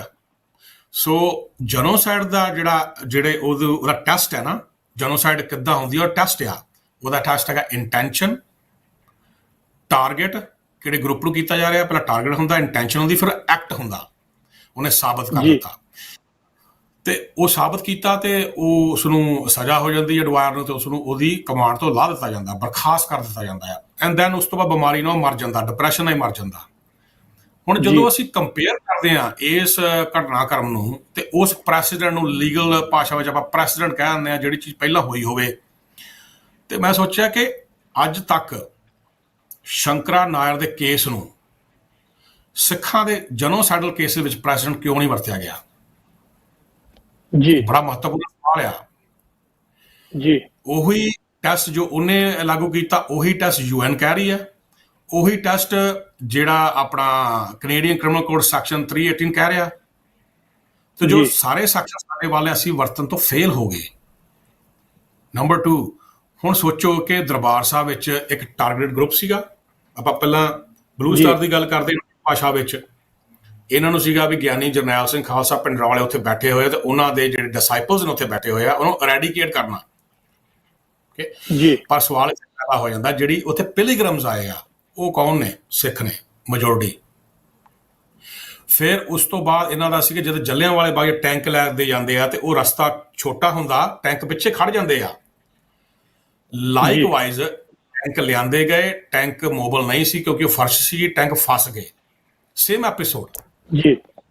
ਜੀ, ਅਰਟਿਲਰੀ ਲਾਈ ਜਾਂਦੀ ਆ ਉਹਨਾਂ ਦੇ ਖਿਲਾਫ, ਸੰਗਤ ਦੇ ਖਿਲਾਫ। ਜਿੱਦਾਂ ਤੁਸੀਂ ਗ੍ਰੰਥੀ ਵੀ ਉੱਥੇ ਸ਼ਹੀਦ ਕਰ ਦਿੱਤੇ, ਉਹਨਾਂ ਕੋਲ ਕਿਹੜੀ ਰਾਈਫਲ ਸੀਗੀ? ਸਕੂਲ ਦੇ ਬੱਚੇ ਕਰਨ ਆਏ ਸੀਗੇ ਗੁਰੂ ਸਾਹਿਬ ਦੇ, ਉਹ ਵੀ ਸ਼ਹੀਦ ਹੋਏ। ਫਿਰ ਉੱਥੇ ਬੂਟਾਂ ਦੇ ਨਾਲ ਅੰਦਰ ਲਾਇਆ ਜਾਂਦਾ, ਬਿਕੋਜ਼ ਉਹਨਾਂ ਦੀ ਫੁੱਲ ਇੰਟੈਂਸ਼ਨ ਸੀ ਅੱਜ ਵੱਧ ਤੋਂ ਵੱਧ ਜਿੰਨੇ ਸਿੱਖ ਇੱਥੇ ਸਾਡੇ ਹੱਥ ਆ ਗਏ, ਅਸੀਂ ਛੱਡਣਾ ਕੋਈ ਨਹੀਂ। ਉੱਥੇ ਬ੍ਰਿਗੇਡੀਅਰਸ, ਮੇਜਰਸ, ਲੈਫਟੀਨੈਂਟ, ਤੁਸੀਂ ਸਾਰੀ ਕੌਮ ਜਿਹੜੀ ਉਹਨਾਂ ਦੀ ਹੈਗੀ ਆ ਫੌਜ ਦੀ, ਉਹ ਸਾਰੀ ਲਾ ਦਿੱਤੀ ਗਈ। ਸੋ ਸੋਚੋ ਕਿ ਇਸ ਤੋਂ ਵੱਡੀ ਐਗਜ਼ਾਮਪਲ ਕੀ ਹੋ ਸਕਦੀ ਆ, ਜਿਹੜਾ ਇਹਨਾਂ ਦਾ ਹੀ ਇਨਸਾਨ, ਇਹਨਾਂ ਦਾ ਹੀ ਮਦਰਾਸੀ ਪ੍ਰੈਸੀਡੈਂਟ ਲਾਗੂ ਕਰ ਗਿਆ ਤੇ ਇਹਨਾਂ ਨੇ ਨਜ਼ਰਅੰਦਾਜ਼ ਕਰਤਾ, ਕਿਉਂ? ਸਿੱਖ ਆ ਗਏ। ਦੂਸਰੀ ਗੱਲ, ਨਵੰਬਰ ਦੀ ਸਭ ਤੋਂ ਵੱਡਾ ਦਿੱਲੀ ਦੇ ਵਿੱਚ ਉੱਥੇ ਫੜ ਕੇ ਸਿੱਖਾਂ ਨੂੰ ਮਾਰ ਗਿਆ, ਸਿੱਖਾਂ ਨੂੰ ਸਿਰਫ, ਇੱਥੇ ਤੇ ਹੋਰ ਸਾਬਤ ਹੋ ਗਿਆ। ਤੇ ਫਿਰ ਅਟੈਂਟ ਵੀ ਹੋ ਗਿਆ, ਟਾਰਗੇਟ ਵੀ ਹੋ ਗਿਆ ਤੇ ਐਕਟ ਵੀ ਹੋ ਗਿਆ। ਪਰ ਸਾਨੂੰ ਕਹਿ ਦਿੱਤਾ ਗਿਆ ਇਹ ਰਾਇਟਸ ਨੇ, ਜੋ ਰਾਇਟਸ। ਸੋ ਦੁੱਖ ਇਹ ਗੱਲ ਤਾਂ ਪਹੁੰਚਦਾ ਆ ਕਿ ਰਾਇਟਸ ਜਿਹੜੇ ਉਹ ਤੇ ਕਹਿਣ। ਹੁਣ ਸਾਡੇ ਜਿਹੜੇ ਕੁਛ ਜੋ ਸਿੱਖ ਨੈਸ਼ਨਲਸ, ਮੈਂ ਬਾਰ-ਬਾਰ ਸਿੱਖ ਤੇ ਸਿੱਖ ਨੈਸ਼ਨਲਸ ਬਹੁਤ ਫਰਕ ਆ। ਸਿੱਖ ਸਿਰਫ ਤੇ ਸਿਰਫ ਗੁਰੂ ਗੋਬਿੰਦ ਮਹਾਰਾਜ ਨੂੰ ਆਪਣਾ ਪਿਤਾ ਮੰਨਦਾ, ਗੁਰੂ ਗ੍ਰੰਥ ਸਾਹਿਬ ਨੂੰ ਮੈਂ ਗੁਰੂ ਮੰਨਦਾ, ਤੇ ਅਨੰਦਪੁਰ ਸਾਹਿਬ ਨੂੰ ਆਪਣਾ ਦੇਸ਼ ਮੰਨਦਾ, ਆਪਣਾ ਘਰ ਮੰਨਦਾ। ਸਿੱਖ ਨੈਸ਼ਨਲ ਜਿਹੜਾ ਆ ਉਹ ਹਿੰਦੁਸਤਾਨ ਨੂੰ ਆਪਣਾ ਮੁਲਕ ਕਹਿੰਦਾ, ਉਹ ਝੰਡੇ ਨੂੰ ਸਲੂਟ ਮਾਰਦਾ, ਉਹ ਓਪਰਚੁਨਿਟੀਜ਼ ਨੂੰ ਪਾਉਣ ਵਾਸਤੇ ਉਹ ਹਰ ਕਿਸੇ ਦੇ ਤਲਵੇ ਚੜ ਸਕਦਾ ਆ, ਜਿੱਦਾਂ ਕਿ ਇੰਦਰਾ ਗਾਂਧੀ ਦੇ ਜਿਹੜੇ ਚੱਪਲੀ ਝਾੜ ਸੀਗੇ ਔਰ ਵਟ ਨਾਟ। ਸੋ ਇਹ ਜਿਹੜੀ ਚੀਜ਼ ਸਾਨੂੰ ਸਮਝਣ ਦੀ ਲੋੜ ਹੈ। ਤੇ ਮੈਂ ਸੰਗਤ ਨੂੰ ਨਾ ਇੱਕ ਫਰਕ ਜ਼ਰੂਰ ਦੱਸਣਾ ਚਾਹੁੰਦਾ ਵੀ ਰਾਇਟਸ ਐਂਡ ਜੈਨੋਸਾਈਡ ਜਿਹੜਾ ਬਹੁਤ ਮਹੱਤਵਪੂਰਨ ਮੇਰੇ ਹਿਸਾਬ ਨਾਲ ਇੱਕ ਟੌਪਿਕ ਆ, ਉਹ ਜਦੋਂ ਸਾਨੂੰ ਉਹ ਪਤਾ ਲੱਗ ਗਿਆ ਕਿ ਉਹਦਾ ਮੇਨ ਡਿਫਰੈਂਸ ਕੀ ਹੈ। ਸੋ ਇੱਥੇ ਨਾ ਤੁਹਾਨੂੰ ਯਾਦ ਹੋ ਗਿਆ ਸਟੈਨਲੀ ਕੱਪ ਹੋਇਆ ਸੀਗਾ ਕੈਨੇਡਾ ਵਿੱਚ, ਇਫ ਆਮ ਨਾਟ ਰੋਂਗ 2011 ਦੀ ਸ਼ਾਇਦ ਗੱਲ ਆ। ਉਹਦੇ ਵਿੱਚ ਕੀ ਹੋਇਆ, ਲੜਾਈ ਹੋ ਗਈ ਆਪਸ 'ਚ, ਤੇ ਉਹ ਜਿਹੜਾ ਆ ਉਹ ਹੋ ਗਿਆ ਵੀ ਉਹ ਰਾਈਟਸ ਨੇ। ਕਿਉਂਕਿ ਜਿਹੜੀ ਰਿਐਕਸ਼ਨਰੀ ਵਾਇਲੈਂਸ ਹੁੰਦਾ ਨਾ, ਜੇ ਫੋਰ ਐਗਜ਼ਾਮਪਲ ਦੋ ਧੜੇ ਲੜ ਜਾਂਦੇ ਆ, ਉਹ ਰਿਐਕਸ਼ਨਰੀ ਵਾਇਲੈਂਸ ਆ ਵੀ ਮੈਨੂੰ ਤੇਰੀ ਟੀਮ ਨਹੀਂ ਪਸੰਦ ਆਈ, ਤੈਨੂੰ ਮੇਰੀ ਟੀਮ ਨਹੀਂ ਪਸੰਦ ਆਈ, ਉਹ ਹੋ ਗਿਆ। ਜਿਹੜਾ ਜੈਨੋਸਾਈਡ ਆ ਉਹ ਐਕਸਟ੍ਰੀਮਿਨੇਟ, ਇੱਕ ਗਰੁੱਪ ਨੂੰ ਐਕਸਟ੍ਰੀਮਿਨੇਟ ਬਣਾ ਕੇ ਉੱਤੇ ਹਮਲਾ ਕਰਨਾ, ਉਹ ਜੈਨੋਸਾਈਡ। ਰਾਇਟਸ ਆ ਇੱਕ ਕਾਇਓਟਿਕ ਐਂਡ ਅਨਕੋਆਰਡੀਨੇਟ ਬਾਡੀ ਹੁੰਦੀ ਆ, ਭੀੜ ਉਥਲ ਪੁਥਲ ਹੋ ਗਈ, ਉੱਥੇ ਰਾਇਟਸ ਦੰਗੇ ਹੋ ਗਏ। ਜੈਨੋਸਾਈਡ ਇੱਕ ਸਿਸਟਮੈਟਿਕ ਆਰਗੇਨਾਈਜ਼ਡ, ਆਫਟਨ ਇਹਨੂੰ ਕਿਹਾ ਜਾਂਦਾ ਵੀ ਸਟੇਟ ਆਰਗੇਨਾਈਜ਼ਡ ਕ੍ਰਾਈਮ, ਉਹ ਸਟੇਟ ਇਨੇਬਲਡ, ਜਿਹਦੇ ਵਿੱਚ ਸਟੇਟ ਦਾ ਹੱਥ ਹੋਵੇ, ਇਨਸਾਨ ਦਾ, ਬੰਦੇ ਦਾ ਨਹੀਂ। ਰਾਇਟਸ ਦੇ ਵੱਲੋਂ ਹੁੰਦੇ ਆ, ਜੈਨੋਸਾਈਡ ਜਿਹੜੀਆਂ ਨੇ ਉਹ ਸਟੇਟ ਵੱਲੋਂ ਕੀਤੀਆਂ ਜਾਂਦੀਆਂ ਨੇ। ਬੜਾ ਵੱਡਾ ਫਰਕ ਆ।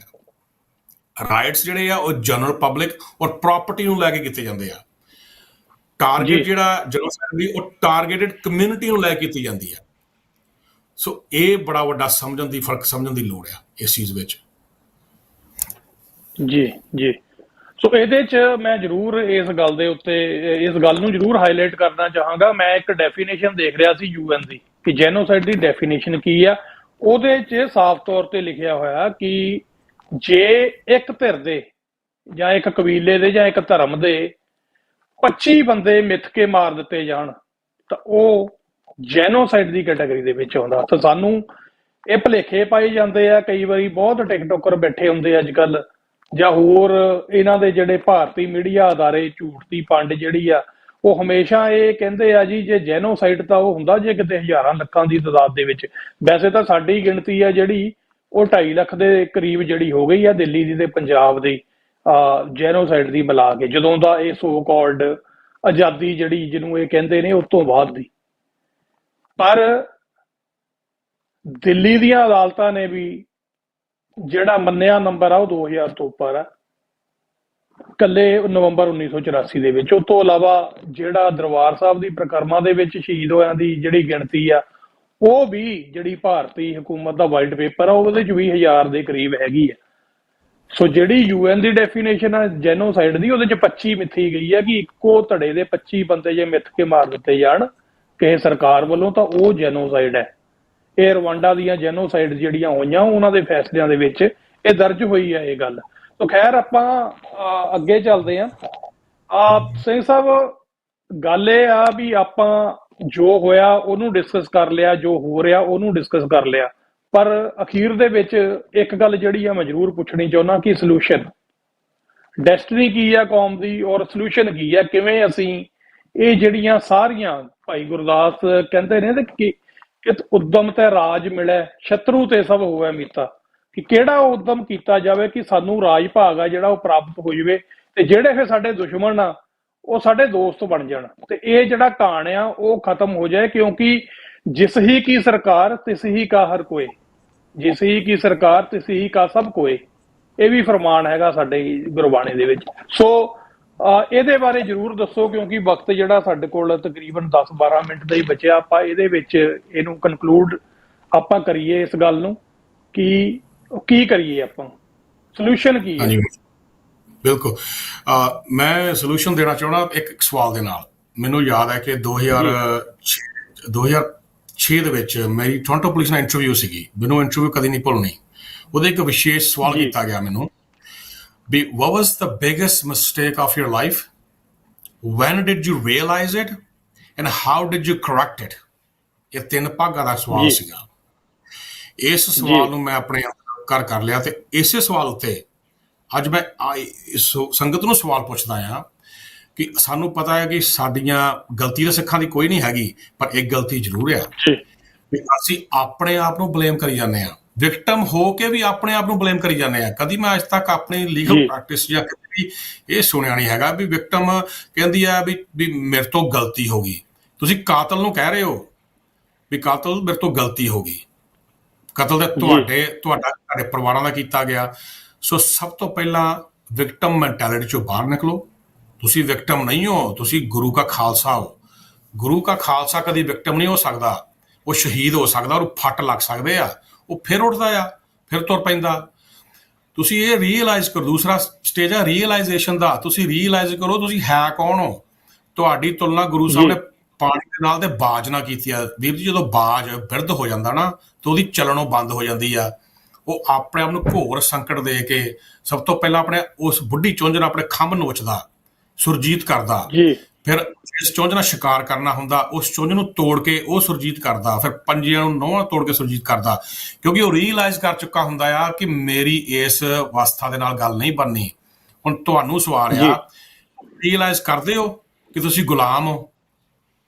ਕਿਉਂਕਿ ਤੁਸੀਂ ਭੁੱਲ ਚੁੱਕੇ ਹੋ ਡਾਇਸਪੋਰਾ 'ਚ ਬੈਠ ਕੇ ਕਿ ਤੁਹਾਡੇ ਕੋਲ ਜੌਬ ਅੱਛੀ ਹੋ ਸਕਦੀ ਹੈ, ਗੱਡੀਆਂ ਚੰਗੀਆਂ ਚਲਾਉਂਦੇ ਹੋ। ਅੱਜ ਤੁਸੀਂ ਸ਼ਾਇਦ ਆਪਣੇ ਪਾਇਨੀਅਰਸ ਵੀ ਭੁੱਲ ਚੁੱਕੇ ਹੋ ਵੀ ਕਾਮਾਗਾਟਾ ਮਾਰੂ ਦੇ ਐਪੀਸੋਡ ਨੂੰ ਭੁੱਲ ਚੁੱਕੇ ਹੋ। ਤੇ ਮੈਨੂੰ ਤਾਂ ਲੱਗਦਾ ਸਿੱਖ ਇਹ ਵੀ ਭੁੱਲ ਚੁੱਕਿਆ ਵੀ 200 ਸਾਲ ਪੁਰਾਣਾ ਸਿੱਖਾਂ ਦਾ ਇਤਿਹਾਸ ਕੈਨੇਡਾ ਦੇ ਵਿੱਚ ਘਾਲਣਾ ਘਾਲੀਆਂ ਸਾਹ ਮਿਲਣ ਨੂੰ ਯਾਦ ਕਰੋ। ਬ੍ਰਿਟਿਸ਼ ਕੋਲੰਬੀਆ ਵਿੱਚ ਜਿੱਥੋਂ ਸਾਡੀਆਂ ਓਨਰਸ਼ਿਪਾਂ ਆਈਆਂ, ਤੁਸੀਂ ਇਹ ਭੁੱਲ ਗਏ ਜਿਹੜਾ ਤੁਸੀਂ ਆਜ਼ਾਦੀ ਮਾਰ ਰਹੇ ਹੋ, ਇਹ ਸਾਡੇ ਬਜ਼ੁਰਗਾਂ ਦੀ ਸ਼ਹਾਦਤਾਂ ਤੇ ਮਿਹਨਤ ਦੀ ਕਮਾਈ ਹੈ। ਰੀਅਲਾਈਜ਼ ਕਰੋ ਤੁਸੀਂ ਗੁਲਾਮ ਹੋ। ਜਿੰਨਾ ਚਿਰ ਨਹੀਂ ਕਰਦੇ ਉਹਨਾਂ ਚਿਰ ਤੁਹਾਡਾ ਕੋਈ ਹੱਲ ਨਹੀਂ ਹੈਗਾ।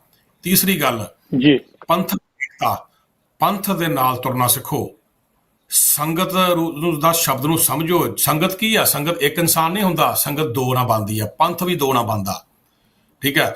ਤੇ ਬਿਨਾਂ ਪੰਥ ਤੋਂ ਗ੍ਰੰਥ ਦੀ ਨਹੀਂ ਹੈਗੀ ਤੇ ਬਿਨਾਂ ਗ੍ਰੰਥ ਤੋਂ ਪੰਥ ਨਹੀਂ ਆ, ਇਹ ਪੈਰਲਲ ਚੱਲਦੇ ਆ ਜੀ।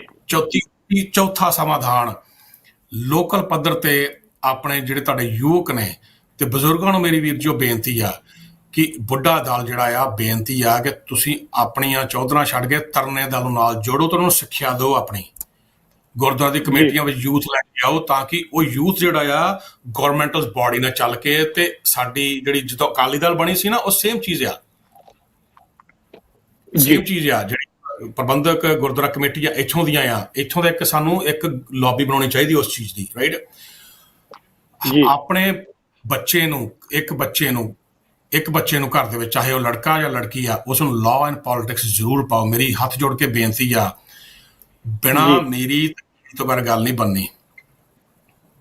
ਇਹ ਜ਼ਰੂਰੀ ਆ, ਕਿਉਂਕਿ ਜੇ ਅਸੀਂ ਸਭ ਵਿਰਾਜ ਬਿਨਾਂ ਧਰਮ ਚਲੇ ਹੈ, ਧਰਮ ਬਿਨਾਂ ਸਭ ਦਲੇ ਮਿਲੇ ਹੈ, ਸ਼ਸਤਰ ਕੇ ਅਧੀਨ ਹੈ ਰਾਜ, ਇਹ ਚੀਜ਼ ਸਮਝਣੀ ਪੈਣੀ ਆ। ਸੋ ਮੇਰੀਆਂ ਬਹੁਤੀਆਂ ਬੇਨਤੀ, ਮੈਂ ਇੰਨੀਆਂ ਬੇਨਤੀ ਕਰਦਾ ਖਾਲਸੇ ਨੂੰ ਵੀ ਖਾਲਸਾ ਜੀ, ਮੇਰੀ ਪੀਰੀ ਦੇ ਸਿਧਾਂਤ ਤੋਂ ਬਗੈਰ ਸਿੱਖ ਰਾਜ ਦਾ ਜਿਹੜਾ ਸੁਪਨਾ ਆ ਉਹ ਸਾਕਾਰ ਨਹੀਂ ਹੋਣਾ।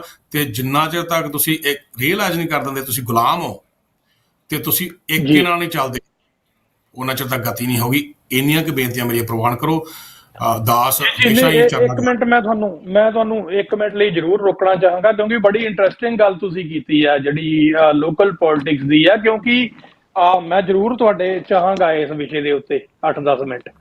ਉਹ ਗੱਲ ਇਹ ਹੈ ਕਿ ਸਾਡੇ ਜਿਹੜੇ ਵੀ ਪਰਿਵਾਰ ਜਾਂ ਜਿਹੜੇ ਵੀ ਬੱਚੇ ਜਾਂ ਤਾਂ ਪੋਲਿਟਿਕਸ 'ਚ ਆਉਣਾ ਪਸੰਦ ਨਹੀਂ ਕਰਦੇ, ਜੇ ਆਉਂਦੇ ਆ ਤਾਂ ਉਹ ਸਿੱਧਾ ਹੀ MP ਤੱਕ ਜਾਣ ਦੀ ਕੋਸ਼ਿਸ਼ ਕਰਦੇ ਆ, ਜਿਹਦਾ ਸਾਡੇ ਰੋਜ਼ਮर्रा ਦੀ ਜ਼ਿੰਦਗੀ ਨਾਲ ਕੋਈ ਸਰੋਕਾਰ ਨਹੀਂ ਹੁੰਦਾ।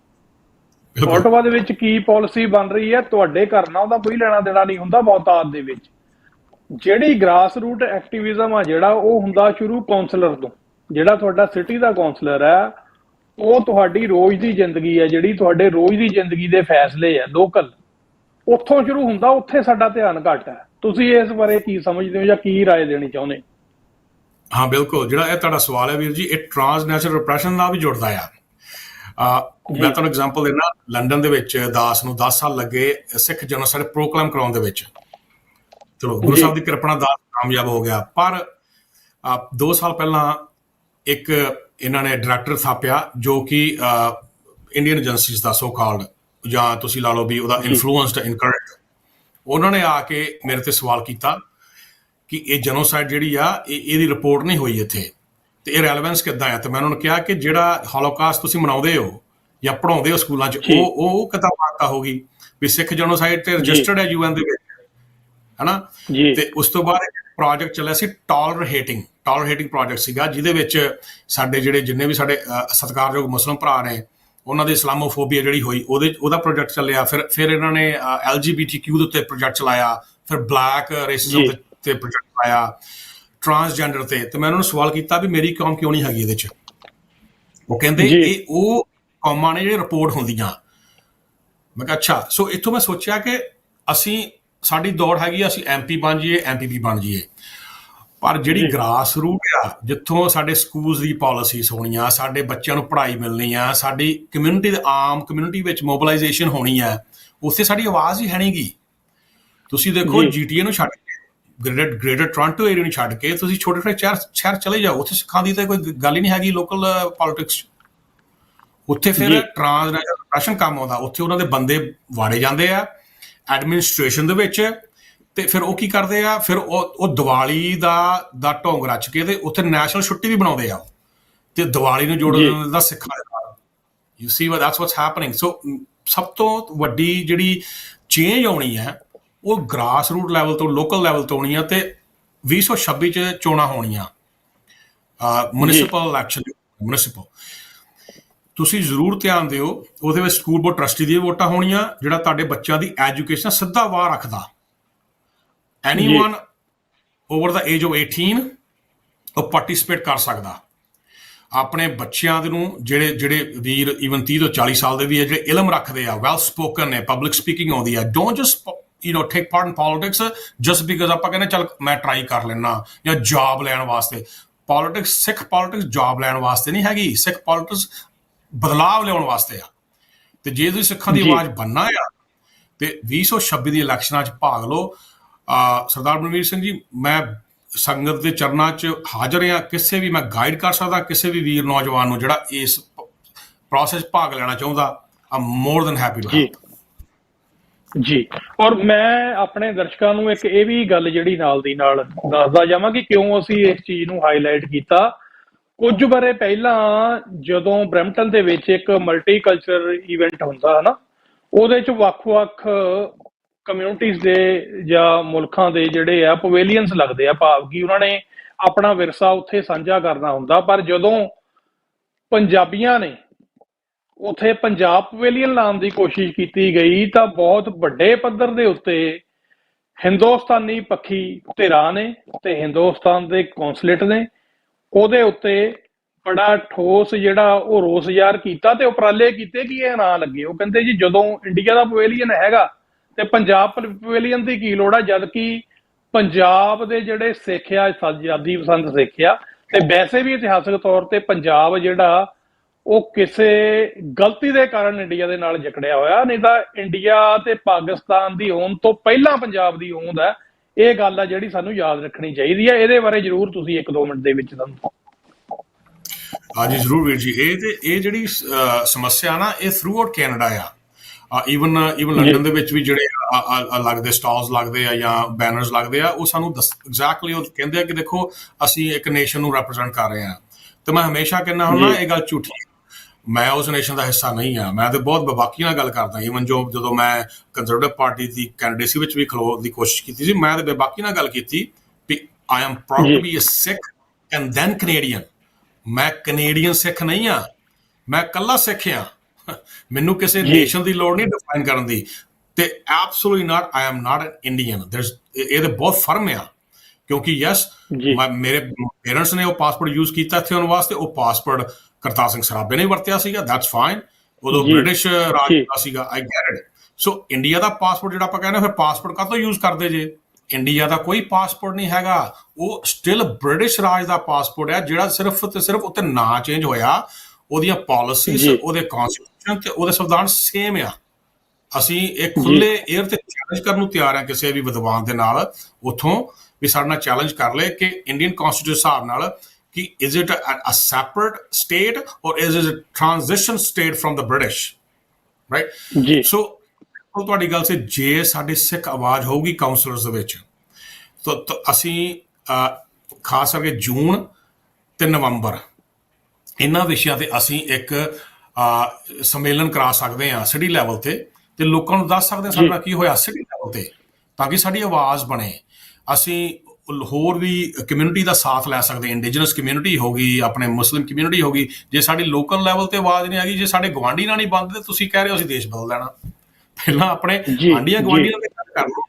ਸੋ ਸਿਟੀ ਪੋਲਿਟਿਕਸ ਆਉਣ ਦਾ ਮਤਲਬ ਇਹ ਹੁੰਦਾ ਹੈ ਵੀ ਤੁਸੀਂ ਆਪਣੇ ਆਂਢੀਆਂ ਗੁਆਂਢੀਆਂ ਸ਼ਹਿਰ ਨੂੰ ਤੁਸੀਂ ਆਬਾਦ ਕਰਨਾ ਤੇ ਉਹਦੇ 'ਚ ਆਪਣਾ ਸਿੱਕਾ ਜਮਾਉਣਾ। ਤੇ ਸਿੱਖਾਂ ਦਾ ਹਮੇਸ਼ਾ ਨਹੀਂ ਆ। ਤੇ ਇਹ ਸਿੱਕੇ ਕਰਕੇ ਤੇ ਹਕੂਮਤ ਨੂੰ ਪ੍ਰੋਬਲਮ ਆ ਕਿ ਇਹ ਤੇ ਫਾਈਨੈਂਸ਼ੀਅਲ ਪੱਧਰ ਤੋਂ ਵੀ ਤਗੜੇ ਆ ਤੇ ਇਹ ਤੇ ਆਪਣੇ ਪ੍ਰੋਫੈਸ਼ਨਲ ਪੱਧਰ ਤੋਂ ਵੀ ਤਗੜੇ ਆ। And this is a reason. ਉਹ ਟ੍ਰਾਂਸਨੈਸ਼ਨਲ ਪ੍ਰੈਸ਼ਰ ਦਾ ਇੱਕ ਵੱਡਾ ਰੀਜ਼ਨ ਆ ਕਿ ਸਿਟੀ ਦੇ ਵਿੱਚ ਸਾਨੂੰ ਬਹੁਤ ਮੁਸ਼ਕਲ ਆਉਂਦੀ ਆ ਉਸ ਐਂਟਰ ਹੋਣ ਦੀ ਤੇ ਉਸ ਸੀਟ ਲੈਣ ਦੀ। ਇੰਨੀ ਜ਼ਿਆਦਾ ਪ੍ਰੋਬਲਮ ਸਾਨੂੰ ਐਮਪੀਸ ਨਹੀਂ ਆਉਂਦੀ। ਕਿਉਂ? ਉੱਥੇ ਤੇ ਪਾਰਟੀਆਂ ਵਿਕ ਜਾਂਦੀਆਂ। ਡੋਨੇਸ਼ਨ ਦਿਓ ਤੇ ਕੰਜ਼ਰਵੇਟਿਵ ਪਾਰਟੀ ਦੇ ਸਾਫ਼ ਹੀ ਕਹਿੰਦੀ ਆ ਕਿ ਇੰਨੇ ਦਿਓ ਦੇਣੇ। I am saying it on air actually ਤੇ ਬਾਕੀ ਦੇ ਨਾਲ, ਕਿਉਂਕਿ ਅਸੀਂ ਗੁਰੂ ਦੇ ਦੇਣ ਦਾ ਰਹੇ, ਅਸੀਂ ਪਾਰਟੀ ਦੇ ਮੁਲਾਜ਼ਮ ਨਹੀਂ ਆ। ਜੀ। ਸੋ ਬਿਲਕੁਲ ਗੱਲਬਾਤ ਦੇ ਨਿਚੋੜ ਦੇ ਵਿੱਚੋਂ ਸਾਨੂੰ ਇਹੀ ਜਿਹੜਾ ਸਿੱਖਣ ਨੂੰ ਮਿਲਦਾ ਕਿ ਐਕਟਿਵਿਜ਼ਮ ਹੋਣਾ ਚਾਹੀਦਾ, ਗ੍ਰਾਸ ਰੂਟ ਤੇ ਹੋਣਾ ਚਾਹੀਦਾ। ਇਹ ਲੜਾਈ ਹੈ ਜਿਹੜੀ ਭੁੱਲ ਜਾਣ ਤੇ ਯਾਦ ਰੱਖਣ ਦੇ ਵਿਚਕਾਰ। ਜਿਹੜੀਆਂ ਕੌਮਾਂ ਆਪਣੀ ਹੋਣੀ ਨੂੰ ਭੁੱਲ ਜਾਂਦੀਆਂ ਨੇ ਤੇ ਉਹ ਹੋਣੀ ਫਿਰ ਵਾਰ-ਵਾਰ ਉਹਨਾਂ ਦੇ ਅੱਗੇ ਆਉਂਦੀ ਆ। ਇਹ ਕੋਈ ਪ੍ਰੋਸੀਜਰ ਨਹੀਂ ਹੁੰਦਾ ਕਿ ਹੋਣੀ ਵਾਰ-ਵਾਰ, ਜਿਵੇਂ ਕਹਿੰਦੇ ਆ ਨਾ ਕਿ ਹਿਸਟਰੀ ਰਿਪੀਟਸ ਇਟਸੈਲਫ। ਇਹ ਕੋਈ ਆਟੋਮੈਟਿਕ ਗੱਲ ਨਹੀਂ ਹੁੰਦੀ। ਹਿਸਟਰੀ ਰਿਪੀਟਸ ਇਟਸੈਲਫ ਬਿਕੋਜ਼ ਆਪਾਂ ਪ੍ਰੀਕਾਸ਼ਨਸ ਨਹੀਂ ਲੈਂਦੇ, ਆਪਾਂ ਜਿਹੜੀਆਂ ਚੀਜ਼ਾਂ ਬੀਤ ਜਾਂਦੀਆਂ ਉਹਦੇ ਤੇ ਫਿਰ ਉਹਨੂੰ ਜਿਵੇਂ ਸਾਨੂੰ ਸਲਾਹਾਂ ਮਿਲਦੀਆਂ ਕਿ ਭੁੱਲ ਜਾਓ, ਆਪਾਂ ਭੁੱਲ ਜਾਣ ਦੇ ਵਿੱਚ ਜਦੋਂ ਯਕੀਨ ਰੱਖ ਲੈਨੇ, ਜਿਹੜੀਆਂ ਕੌਮਾਂ ਭੁੱਲ ਜਾਂਦੀਆਂ ਨਾ ਆਪਣੀ ਕੁੜੀ ਨੂੰ, ਉਹ ਫਿਰ ਤਾਂ ਕਰਕੇ ਜਿਹੜੀਆਂ ਵਾਰ-ਵਾਰ ਵਾਪਰੀ ਹੈ। ਜੇ ਅਸੀਂ ਇਸ ਗੱਲ ਨੂੰ ਐਨਾਲਾਈਜ਼ ਕੀਤਾ ਹੁੰਦਾ 1947 ਦੇ ਵਿੱਚ ਕਿ ਦੋ ਘੱਲੂ ਘਾਰੇ ਜਿਹੜੇ ਪਹਿਲਾਂ ਸਾਡੇ ਨਾਲ ਹੋਏ ਆ, ਉਹ ਕਿਉਂ ਹੋਏ? ਕਿਉਂਕਿ ਸਾਡੇ ਕੋਲ ਰਾਜ ਭਾਗ ਨਹੀਂ ਸੀ। ਜਦੋਂ ਸਾਡੇ ਕੋਲ ਰਾਜ ਭਾਗ ਆਇਆ, ਮਹਾਰਾਜਾ ਰਣਜੀਤ ਸਿੰਘ ਦਾ ਰਾਜ ਭਾਗ ਆਇਆ, ਉਸ ਰਾਜ ਭਾਗ ਦੇ ਵਿੱਚ ਸਾਰੀਆਂ ਕੌਮਾਂ, ਸਾਰੇ ਖਿੱਤੇ ਤੇ ਸਾਰੇ ਧਰਮਾਂ ਦੇ ਲੋਕ ਜਿਹੜੇ ਆ ਉਹ ਸੁਰੱਖਿਅਤ ਸੀ।